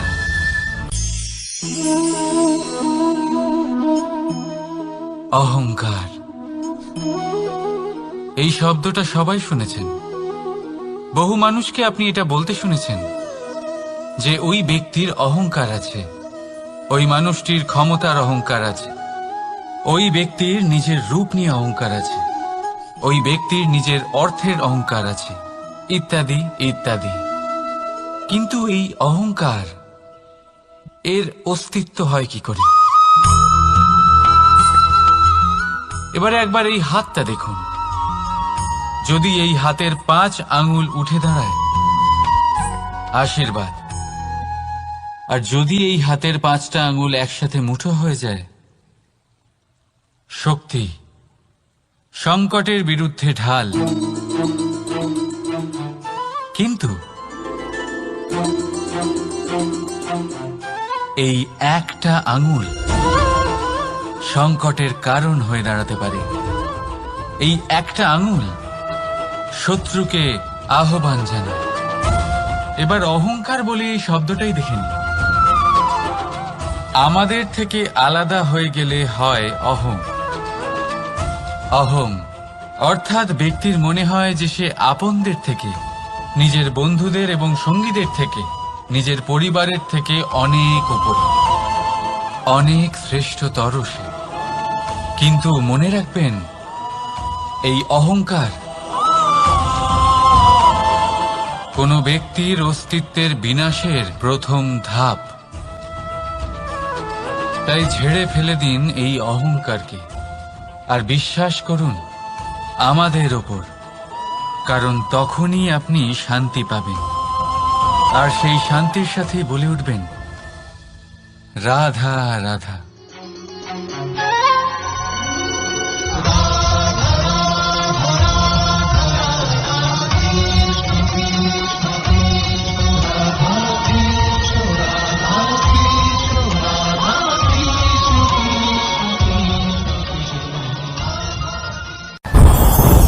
ওমা, এ কি? আমি কখন থেকে এখানে অপেক্ষা করছি, হাত পেতে দাঁড়িয়ে রয়েছি যাতে একটা ফল আমার হাতে এসে পড়ে এবং সেটা আমি খেতে পারি। কখন থেকে অপেক্ষা করছি, কিন্তু সেটা হচ্ছেই না। এবার আপনি বলবেন যে এসব কি বলছি, এ কি অদ্ভুত কথা বলছি। যদি ফল খেতে হয় তাহলে আমাকে বৃক্ষে চড়তে হবে, ফলের কাছে পৌঁছতে হবে, তবেই তো ফল পাবো। এবারে এটা অত্যন্ত সহজ ব্যাপার, কিন্তু এই বিষয়টা আপনি নিজের জীবনের প্রসঙ্গে ভেবে দেখুন। লক্ষ্য কোথায় আছে আপনি জানেন, সেই লক্ষ্যে পৌঁছানোর পথ কি সেটাও আপনি জানেন, সেই পথে চলার ক্ষমতাও আপনার রয়েছে, কিন্তু তাও আপনি নিজের লক্ষ্য লাভ করতে পারছেন না। কেন? কারণ আপনি অপেক্ষা করছেন যে লক্ষ্য আপনার সামনে চলে আসবে, কিন্তু তা হয় না।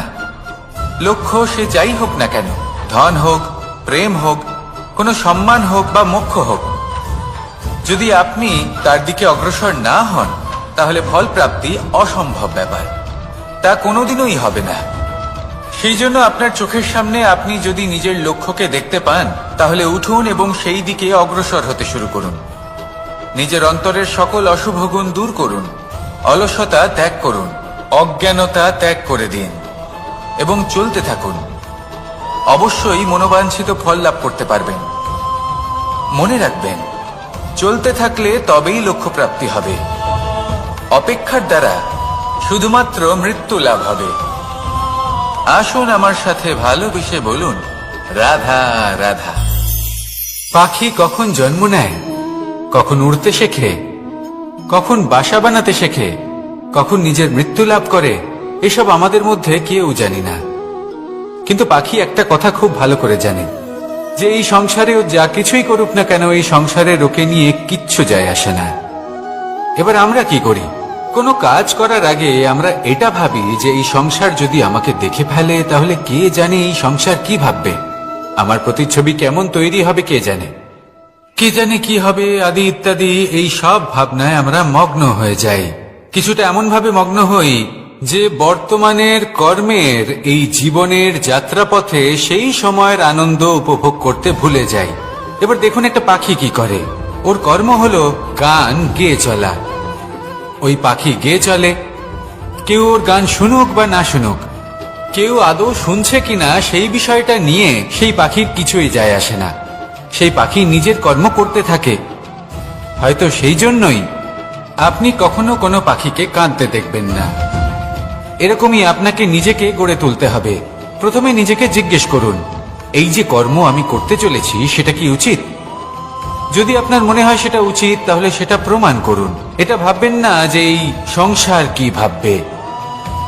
আসুন আর আমার সাথে ভালোবেসে বলুন, রাধা। বনের মধ্যে যদি আপনি কোনো বিষাক্ত সাপ দেখেন তাহলে কি করবেন? আপনি তখনই তার থেকে দূরে পালাতে চেষ্টা করবেন। আর এটা কেন করবেন? নিজের রক্ষার্থে। এই কথা আমি নয় মেনে নিলাম, কিন্তু নিজের জীবনে এটা করেন না কেন? আপনি যেখানেই যান, যে স্থানেই যান না কেন, প্রত্যেক সময়ে প্রত্যেক মুহূর্তে এমন বিষাক্ত সাপ আপনি অবশ্যই খুঁজে পাবেন। আর সেই সাপ নয় যাদের আপনি বনে খুঁজে পাবেন, এরা হলো সেই সাপ যা আপনাকে পাপ করতে বাধ্য করবে। আপনার অন্তরের বাসনা, ক্রোধ, অহংকার, লোভ, ঈর্ষা এদের বৃদ্ধি ঘটাবে।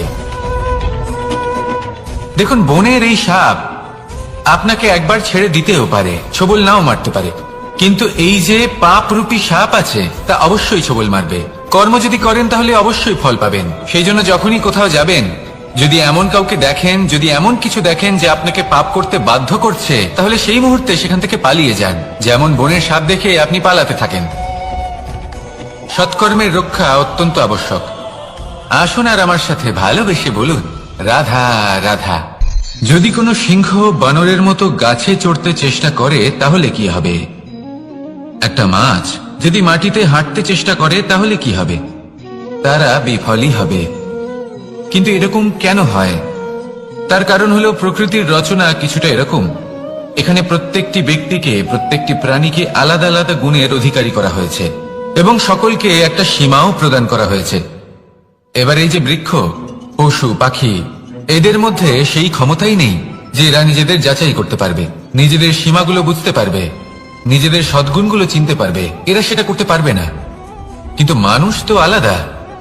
মানুষের কাছে সেই বিশেষ শক্তি আছে যে তারা পূর্ণরূপে নিজেদের যাচাই করতে পারবে, নিজেকে পূর্ণরূপে বুঝতে পারবে। নিজের দোষ, নিজের অপগুণ, নিজের সদ্গুণ, নিজেদের সীমাগুলো তারা বুঝতে পারবে। আর এটা অত্যন্ত গুরুত্বপূর্ণ। কথায় আছে যে যদি সাফল্য লাভ করতে হয় তাহলে নিজেকে যাচাই করে নিতে হবে। তাই নিজেকে যাচাই করুন, নিজের সাথে পরিচিত হয়ে যান এবং জীবনে কর্ম করতে থাকুন। সাফল্যের শিখরে অবশ্যই পৌঁছে যাবেন। আর ওখানে যদি যান তাহলে এই মন প্রসন্ন হয়ে অবশ্যই বলবে রাধা রাধা। অন্ধকারাচ্ছন্ন রাত্রি যদি এসে থাকে তাহলে আলোকিত প্রকাশ নিয়ে সূর্যও অবশ্যই আসে। রোগ যদি এসে থাকে তাহলে তার ওষুধও অবশ্যই আসে। সমস্যা যদি আসে তাহলে সেই সমস্যার সমাধানও নিজে থেকেই আমাদের কাছে চলেই আসে। এই সংসার, এই জীবনের শুধুমাত্র একটাই নিয়ম আছে, আর তা হলো এটাই, এই সংসার হলো একটা চক্রের মতো। এতে শাশ্বত বলে কিছু নেই, নিত্য বলে কিছু নেই। আর যা কিছুই রয়েছে সব বদলাতে চলেছে। যদি আপনার জীবনে দুঃখ থাকে, সমস্যা থাকে, যদি আপনি বিপদ দ্বারা আচ্ছন্ন, তাহলে মনে রাখবেন সবকিছু বদলে যেতে চলেছে। দুঃখের সময় কাঁদবেন না, মনকে আরো দুঃখী করে তুলবেন না, কারণ এখানে যা কিছুই এসেছে তা যাওয়ার জন্যই এসেছে। তাহলে এত চিন্তা কিসের? আনন্দ সহকারে জীবন যাপন করুন আর আমার সাথে ভালোবেসে বলুন রাধা রাধা। রাত্রিবেলায় যখন আলোকিত জোনাকিদের দেখেন তখন মন প্রসন্ন হয়ে ওঠে। এদের দেখতে খুবই সুন্দর লাগে। আর এমন ঠিক কেন হয়? প্রথম হলো এটাই যে রাতের বেলায় চতুর্দিক অন্ধকারাচ্ছন্ন থাকে। এমত অবস্থায় যদি আমরা কোথাও একটু প্রকাশ দেখি তাহলে সেটাই আশার কিরণের ন্যায় মনে হয়। সেই প্রকাশই আমাদের মন প্রসন্ন করে তোলে। আর সেই জন্য যে সকল মানুষ রাতের বেলায় কোনো জোনাকি দেখতে পান তারা প্রসন্ন হয়ে যান। এবার কখনো কখনো জীবনে আমাদের মনে হয় যে চতুর্দিকে শুধুমাত্র অন্ধকারই হয়ে আছে। প্রত্যেকেরই তা কখনো মনে হয়। আর তখনই আমাদের নিরাশ হলে চলবে না, আমাদের দুঃখী হলে চলবে না। সেই সময় আমাদের খুঁজতে হবে নিজেদের আশেপাশে, চতুর্দিকে, আর কোথাও না কোথাও আমরা প্রকাশ অবশ্যই দেখতে পাবো। আশার একটা কিরণ অবশ্যই দেখতে পাবো। কেউ এমন একটা কর্ম করেন যেটা দেখে আমরা প্রেরিত হয়ে যাই। আর এমন কোন কর্ম যদি আপনারা করেন তাহলে সেই কর্ম আপনার মনকে প্রসন্ন ভাব, আনন্দ এবং ভালোবাসা দ্বারা ভরিয়ে তুলবে। আপনার অন্তরে সেই অন্ধকারের অন্ত করবে, দুঃখেরও অন্ত করবে। আর এই মন প্রসন্ন ভাব নিয়ে বলবে রাধা রাধা। মনুষ্য জীবনের সব থেকে বেশি গুরুত্বপূর্ণ বিষয় হল মনের একাগ্রতা। এই সংসারের যে কটি মহান কার্য সম্পাদন হয়েছে তা হল মনের এই একাগ্রতার একমাত্র ফল। আপনি অবশ্যই দেখে থাকবেন অনেক ছোট বড় নদী যা বয়ে চলে তাদের সামনে একটা বাঁধ নির্মাণ করা হয় সেই সব নদীর জল সঞ্চয় করতে। বাঁধ হয়ে গেলে প্রয়োজন মতো বা মনের ইচ্ছে মতো তাকে ব্যবহার করা সম্ভব। এবার এটাই আমাদের মনের সাথেও সম্ভব। আমাদের মনের একাগ্রতা আজকের দিনে দাঁড়িয়ে বিভিন্ন ধরনের বিকার, ক্রীড়া এবং ভোগের মধ্যে ভাগ হয়ে গেছে। একে একত্রিত করতে হবে, একটা বাঁধ নির্মাণ করতে হবে, কর্মের বাঁধ। আপনাকে শুধু এটাই করতে হবে, যেটা উচিত কর্ম সেটাই করুন, যেটা অনুচিত কর্ম সেটা করা থেকে নিজেকে বিরত রাখুন। ব্যাস, এই কাজটাই আপনি করতে থাকুন, করতে থাকুন। মনের মধ্যে একাগ্রতার বাঁধ নির্মাণ করুন। আর একবার যদি তা নির্মাণ হয়ে যায় তাহলে যখন চাইবেন, যেখানে চাইবেন, যতটা চাইবেন একাগ্রতা প্রয়োগ করতে পারবেন। আর একবার যদি আপনি এটা শিখে যান তাহলে এই সংসারকে বদলে ফেলার মতো কাজ আপনি করতে পারবেন, সমাজকে শুধরাবার মতো কাজ করতে পারবেন। তাহলে এই মনকে একাগ্র করুন আর আমার সাথে ভালোবেসে বলুন রাধা রাধা।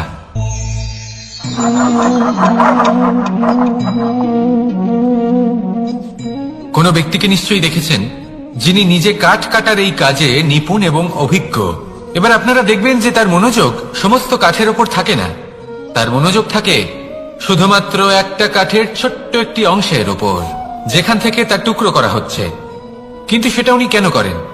যদি এটা উনি না করেন তাহলে সেই কাঠ সঠিক পদ্ধতি এবং তাড়াতাড়ি কাটা যাবে না। জীবনেও তাই হয়ে থাকে। আপনি হয়তো কোনো লক্ষ্য স্থির করেছেন বা পথ নির্বাচন করেছেন বা কাজ স্থির করেছেন যেটা আপনি করেই ছাড়বেন। তাহলে নিজের সম্পূর্ণ মনোযোগ শুধুমাত্র তার উপর কেন্দ্রীভূত করুন।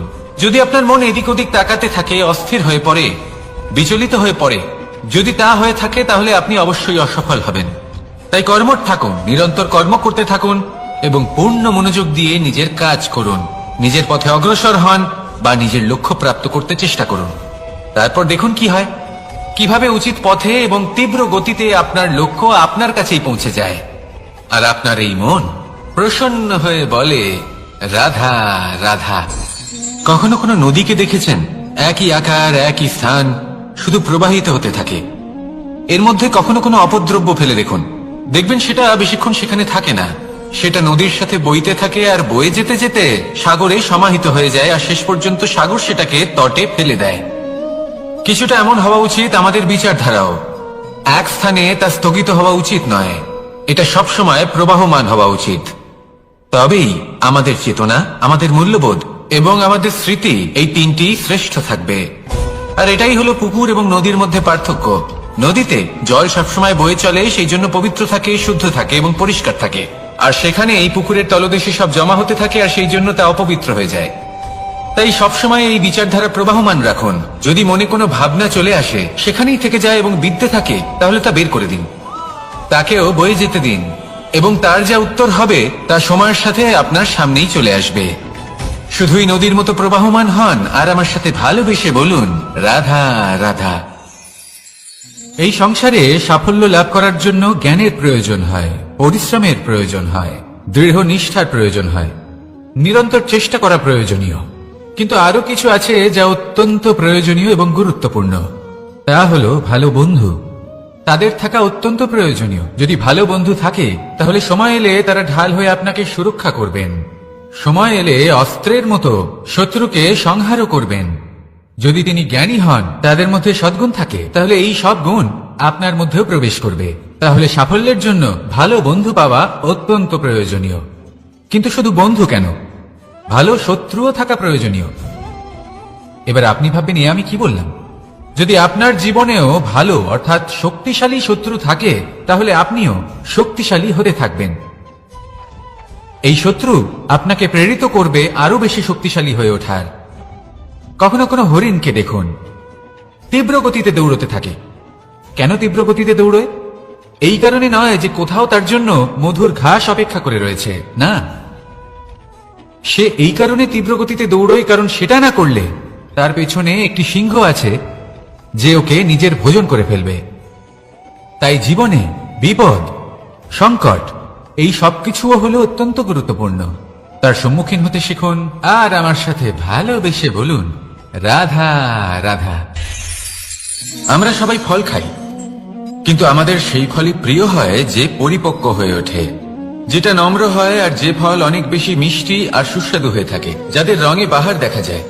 সেইভাবে জীবনে আমরা নানান মানুষের সাথে পরিচিত হই, কিন্তু সেই মানুষই আমাদের মন ছুঁয়ে যায় যারা বিনম্র স্বভাবের, যাদের বাণী খুব মধুর, যাদের অন্তরে আত্মবিশ্বাসের একটা তেজ, একটা রং দেখা যায়। এবার এমন ব্যক্তি আমরা কি করে হব?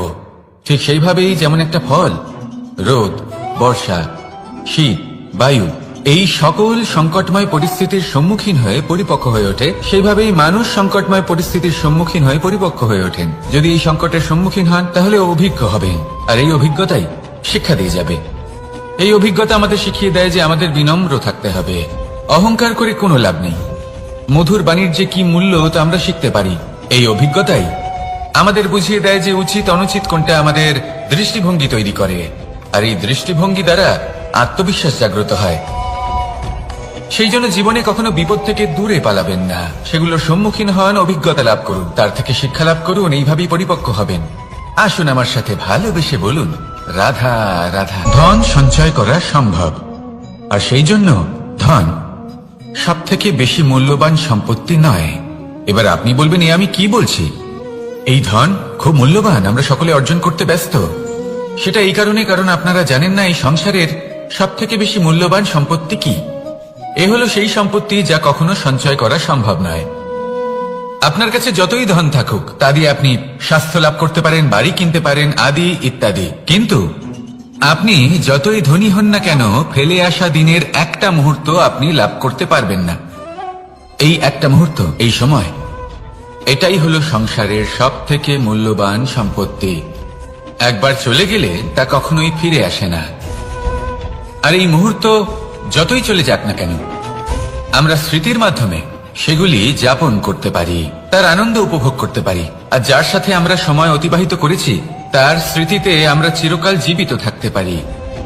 সেই জন্য সময় সব থেকে মূল্যবান সম্পত্তি, তাকে এইভাবে নষ্ট করবেন না। প্রত্যেকটা মুহূর্ত উপভোগ করুন, আনন্দ করুন, আর ভালোবেসে বলুন রাধা রাধা। কনক, কি সুন্দর একটা শব্দ। এর অনেকগুলো রূপ রয়েছে, অনেকগুলো অর্থ রয়েছে। প্রথম অর্থ হলো স্বর্ণ, অর্থাৎ সম্পত্তি। দ্বিতীয় অর্থ ধুতুরা, অর্থাৎ গাছের ছোট একটা বীজ, যা কিনা অত্যন্ত শক্তিশালী হয়। যদি বেশি মাত্রায় এর প্রয়োগ করা হয় তাহলে এটা বিষময় হয়ে উঠতে পারে। এই হলো সেই ধুতুরা যার প্রয়োগ মহাদেবের পুজোতে করা হয়। এবার প্রশ্ন হলো এটাই যে এই স্বর্ণ এবং এই ধুতুরার মধ্যে মিল কি রয়েছে? মিল হলো এটাই যে এই দুটোই মানুষকে মত্ত করে তোলে। ধুতুরা মানুষকে তখন মত্ত করে যখন তাকে সেবন করা হয়, কিন্তু স্বর্ণ, ধন, সম্পত্তি, মানুষ এটা যতটাই অর্জন করে নেয় সেটাই যথেষ্ট। এই স্বর্ণ মানুষের ভাবনা চিন্তা করার ক্ষমতাকে বশ করে ফেলে। মানুষ সম্পত্তির লোভে মত্ত হয়ে ওঠে, কারণ যে যত চমৎকারী, যতটা অমূল্য হয়, তাকে সামলানো কিন্তু ততটাই কঠিন, তাই না? তাই মনে রাখবেন, ধন, স্বর্ণ, সম্পত্তি এগুলো ধুতুরার থেকেও অনেক বেশি বিষাক্ত হতে পারে।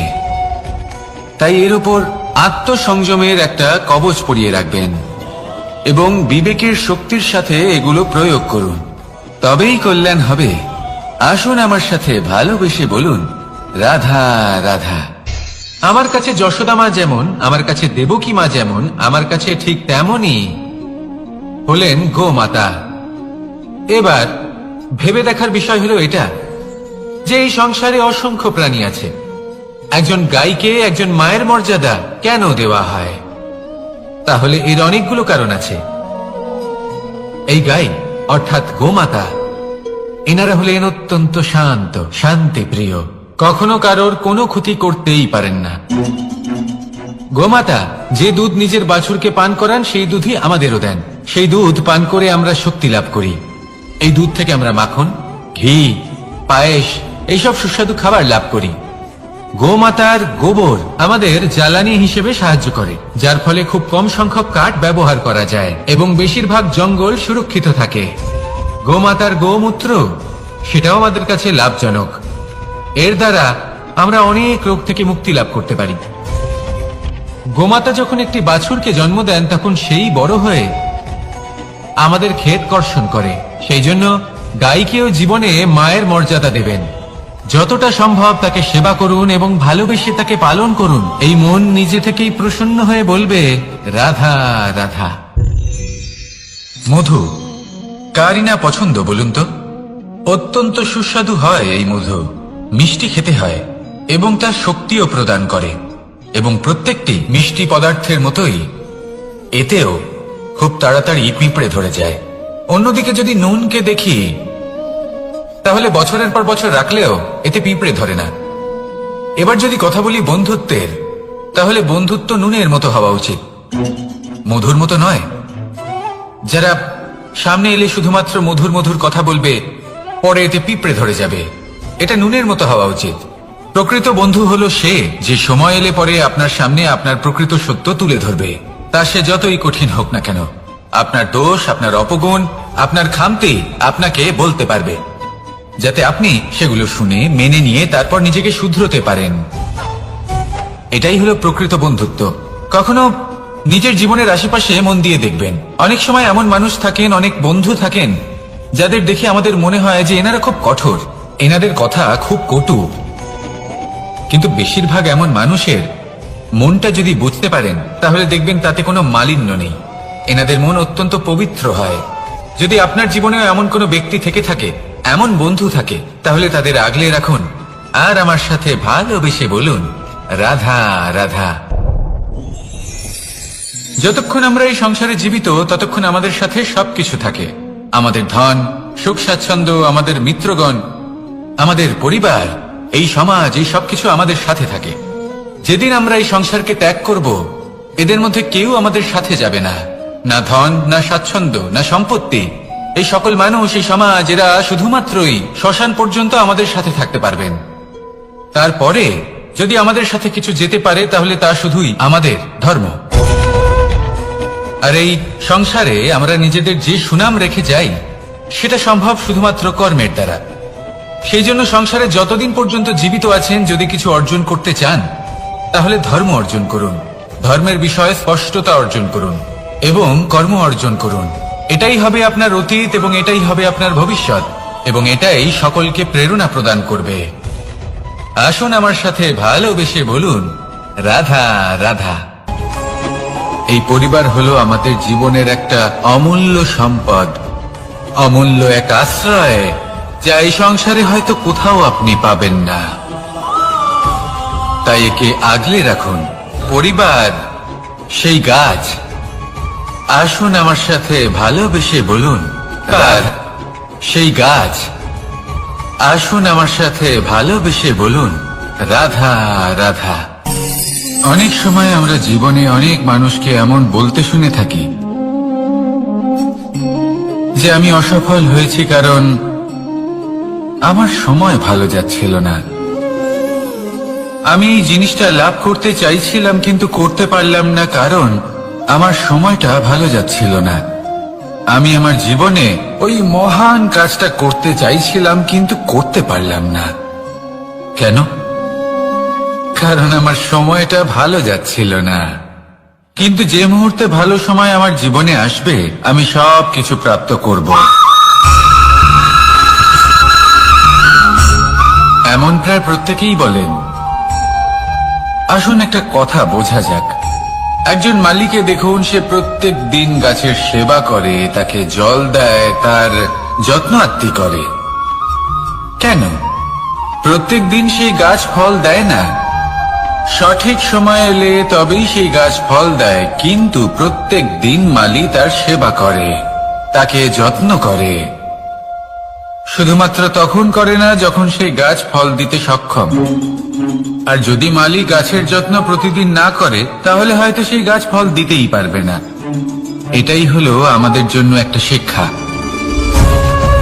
যখন সময় আমাদের জন্য অপেক্ষা করে না, তখন আপনি সময়ের জন্য কেন অপেক্ষা করছেন? ভালো সময়ের জন্য অপেক্ষা করবেন না।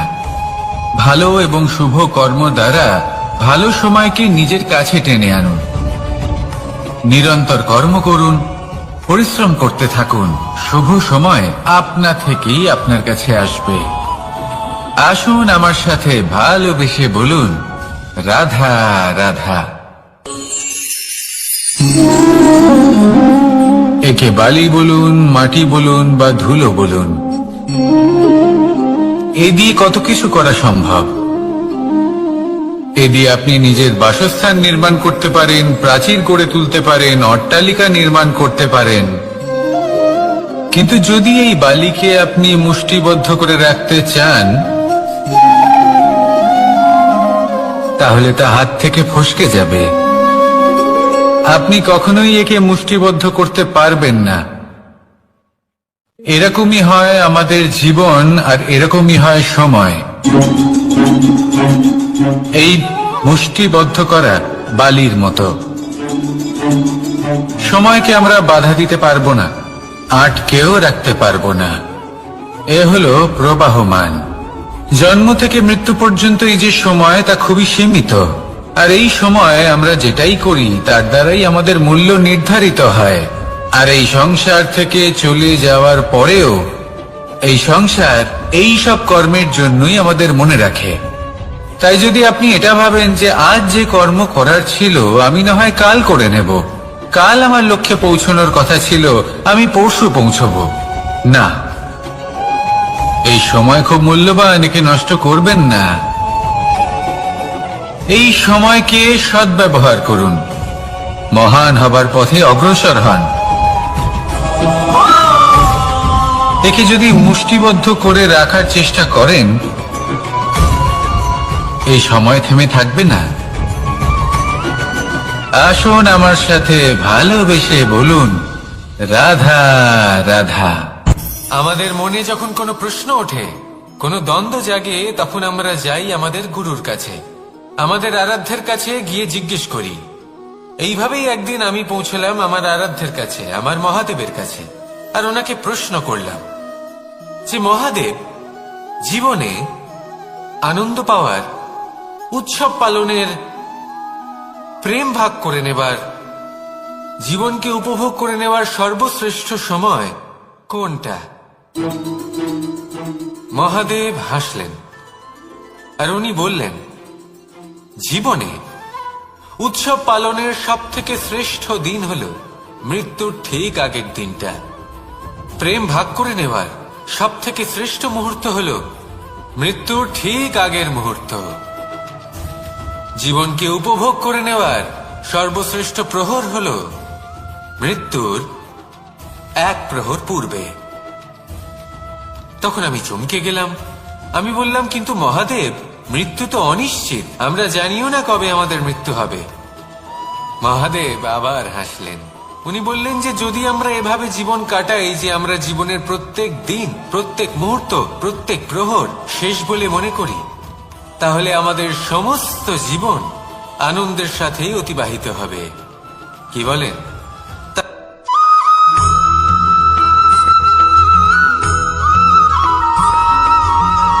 এই সংসারে কোনো বস্তু হোক বা ব্যক্তি হোক, তার একার গুরুত্ব কিন্তু খুব বেশি নয়। একটা উদাহরণ হিসেবে বৃষ্টির ফোঁটাকে ভেবে দেখুন।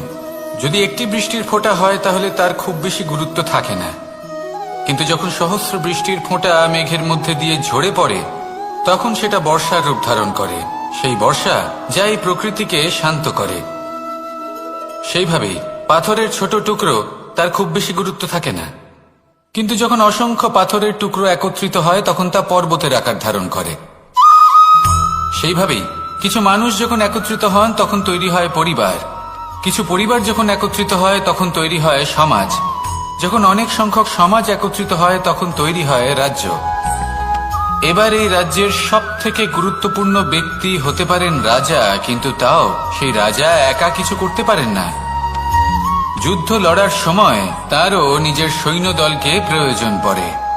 কিন্তু এই সংসারে এমন একজন ব্যক্তি আছেন যিনি একাই সব কাজ করতে থাকেন, এবং সেই ব্যক্তি হলেন মা। আমাদের জীবনে একজন পিতার ভূমিকা কিন্তু নিঃসন্দেহে অমূল্য, কিন্তু আমাদের সকলের জীবনে যে ভূমিকা একজন মায়ের তা অন্য কারোর থাকে না। একজন মা একাই সন্তানকে বড় করতে পারেন, সংস্কারী করে তুলতে পারেন, তার জন্য পরিশ্রম করেন। আর এত কিছু কাজ করার পরেও তার কাজের জন্য তিনি প্রশংসা অবশ্য পান না। উল্টে যদি সেই সন্তান অনুচিত পথে চালিত হয়, অনুচিত কর্ম করে, তখন সেই মাকেই অপবাদের পাত্র হয়ে উঠতে হয়। আমাদের জীবনে মায়ের যোগদান কতটা সেটা বুঝুন। আপনাকে বড় করে তোলার জন্য উনি কতটা পরিশ্রম করেছেন সেটা বুঝুন। আজ থেকে, এখন থেকে, এই মুহূর্ত থেকে মাকে সম্মান করতে শিখুন। যখন সময় পাবেন, যখন সুযোগ হবে, তখন তার প্রশংসা করুন, ওনারও ভালো লাগবে। আর মায়ের এই মমতার জন্য, তার এই ভূমিকার জন্য আসুন সবাই মিলে আমরা তাকে প্রণাম করি, আর সকলে মিলে ভালোবেসে বলি, রাধা রাধা।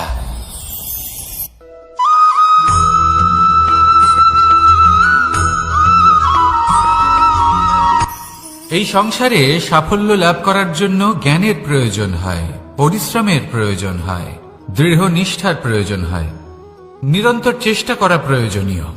কিন্তু আরো কিছু আছে যা অত্যন্ত প্রয়োজনীয় এবং গুরুত্বপূর্ণ। তা হলো ভালো বন্ধু। তাদের থাকা অত্যন্ত প্রয়োজনীয়। যদি ভালো বন্ধু থাকে তাহলে সময় এলে তারা ঢাল হয়ে আপনাকে সুরক্ষা করবেন। সময় এলে অস্ত্রের মতো শত্রুকে সংহারও করবেন। যদি তিনি জ্ঞানী হন, তাদের মধ্যে সদ্গুণ থাকে, তাহলে এই সব গুণ আপনার মধ্যেও প্রবেশ করবে। তাহলে সাফল্যের জন্য ভালো বন্ধু পাওয়া অত্যন্ত প্রয়োজনীয়। কিন্তু শুধু বন্ধু কেন, ভালো শত্রুও থাকা প্রয়োজনীয়। এবার আপনি ভাববেন, এ আমি কি বললাম? যদি আপনার জীবনেও ভালো অর্থাৎ শক্তিশালী শত্রু থাকে, তাহলে আপনিও শক্তিশালী হতে থাকবেন। এই শত্রু আপনাকে প্রেরিত করবে আরো বেশি শক্তিশালী হয়ে ওঠার। কখনো কোনো হরিণকে দেখুন, তীব্র গতিতে দৌড়তে থাকে। কেন তীব্র গতিতে দৌড়য়? এই কারণে নয় যে কোথাও তার জন্য মধুর ঘাস অপেক্ষা করে রয়েছে, না। সে এই কারণে তীব্র গতিতে দৌড়য় কারণ সেটা না করলে তার পেছনে একটি সিংহ আছে যে ওকে নিজের ভোজন করে ফেলবে। তাই জীবনে বিপদ, সংকট এই সবকিছুও হলো অত্যন্ত গুরুত্বপূর্ণ। তার সম্মুখীন হতে শিখুন আর আমার সাথে ভালোবেসে বলুন, রাধা রাধা।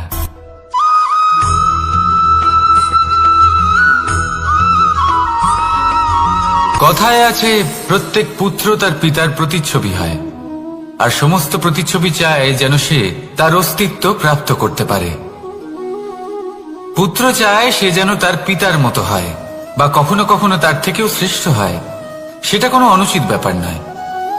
অনুচিত তখন হয় যখন পুত্র নিজের পিতার মতো হবার স্বপ্ন পূরণ করতে গিয়ে বা তার থেকেও শ্রেষ্ঠ হওয়ার স্বপ্ন পূরণে অনুচিত পথের আশ্রয় নেয়। কারণ তারপরে সে তার পিতার গুণগুলি আত্মসাৎ করতে চায় না।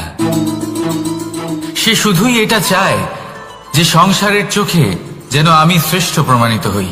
এটা অনুচিত।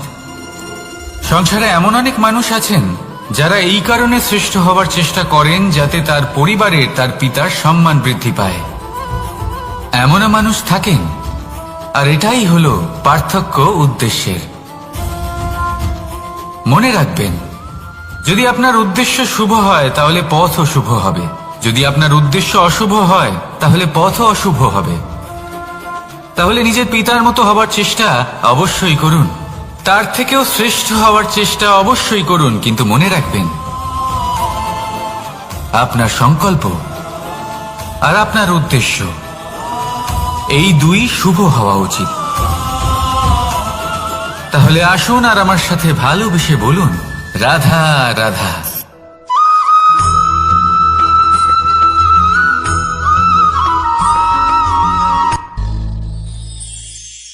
শিশিরের বিন্দু পাতার ওপর পড়ে আর তার গায়ে লেগে থাকে।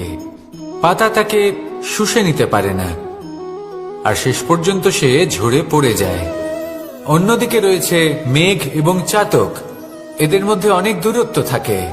মেঘ থাকে আকাশে আর চাতক থাকে ধরিত্রীতে।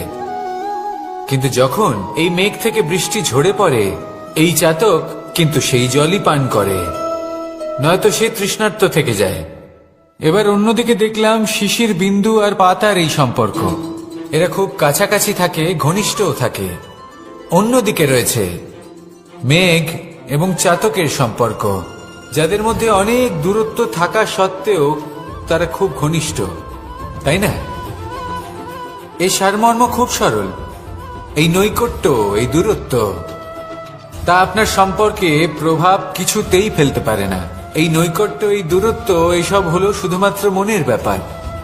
কখনো আপনি অনুভব করেছেন আপনি কারোর থেকে অনেক অনেক দূরে আছেন, অনেক দূরে আছেন, তাও সেই ব্যক্তির প্রতি আপনি টান অনুভব করেন। সেখানে আপনি কারোর সাথে প্রত্যেক দিন অতিবাহিত করেন, সমস্ত জীবন অতিবাহিত করেন, সব থেকে বেশি সময় তার সাথে অতিবাহিত করেন, তাও তার প্রতি সেই টান অনুভব করেন না। এই সংকেত হলো মনের দূরত্বের। তাহলে মনের এই দূরত্ব দূর করুন আর আমার সাথে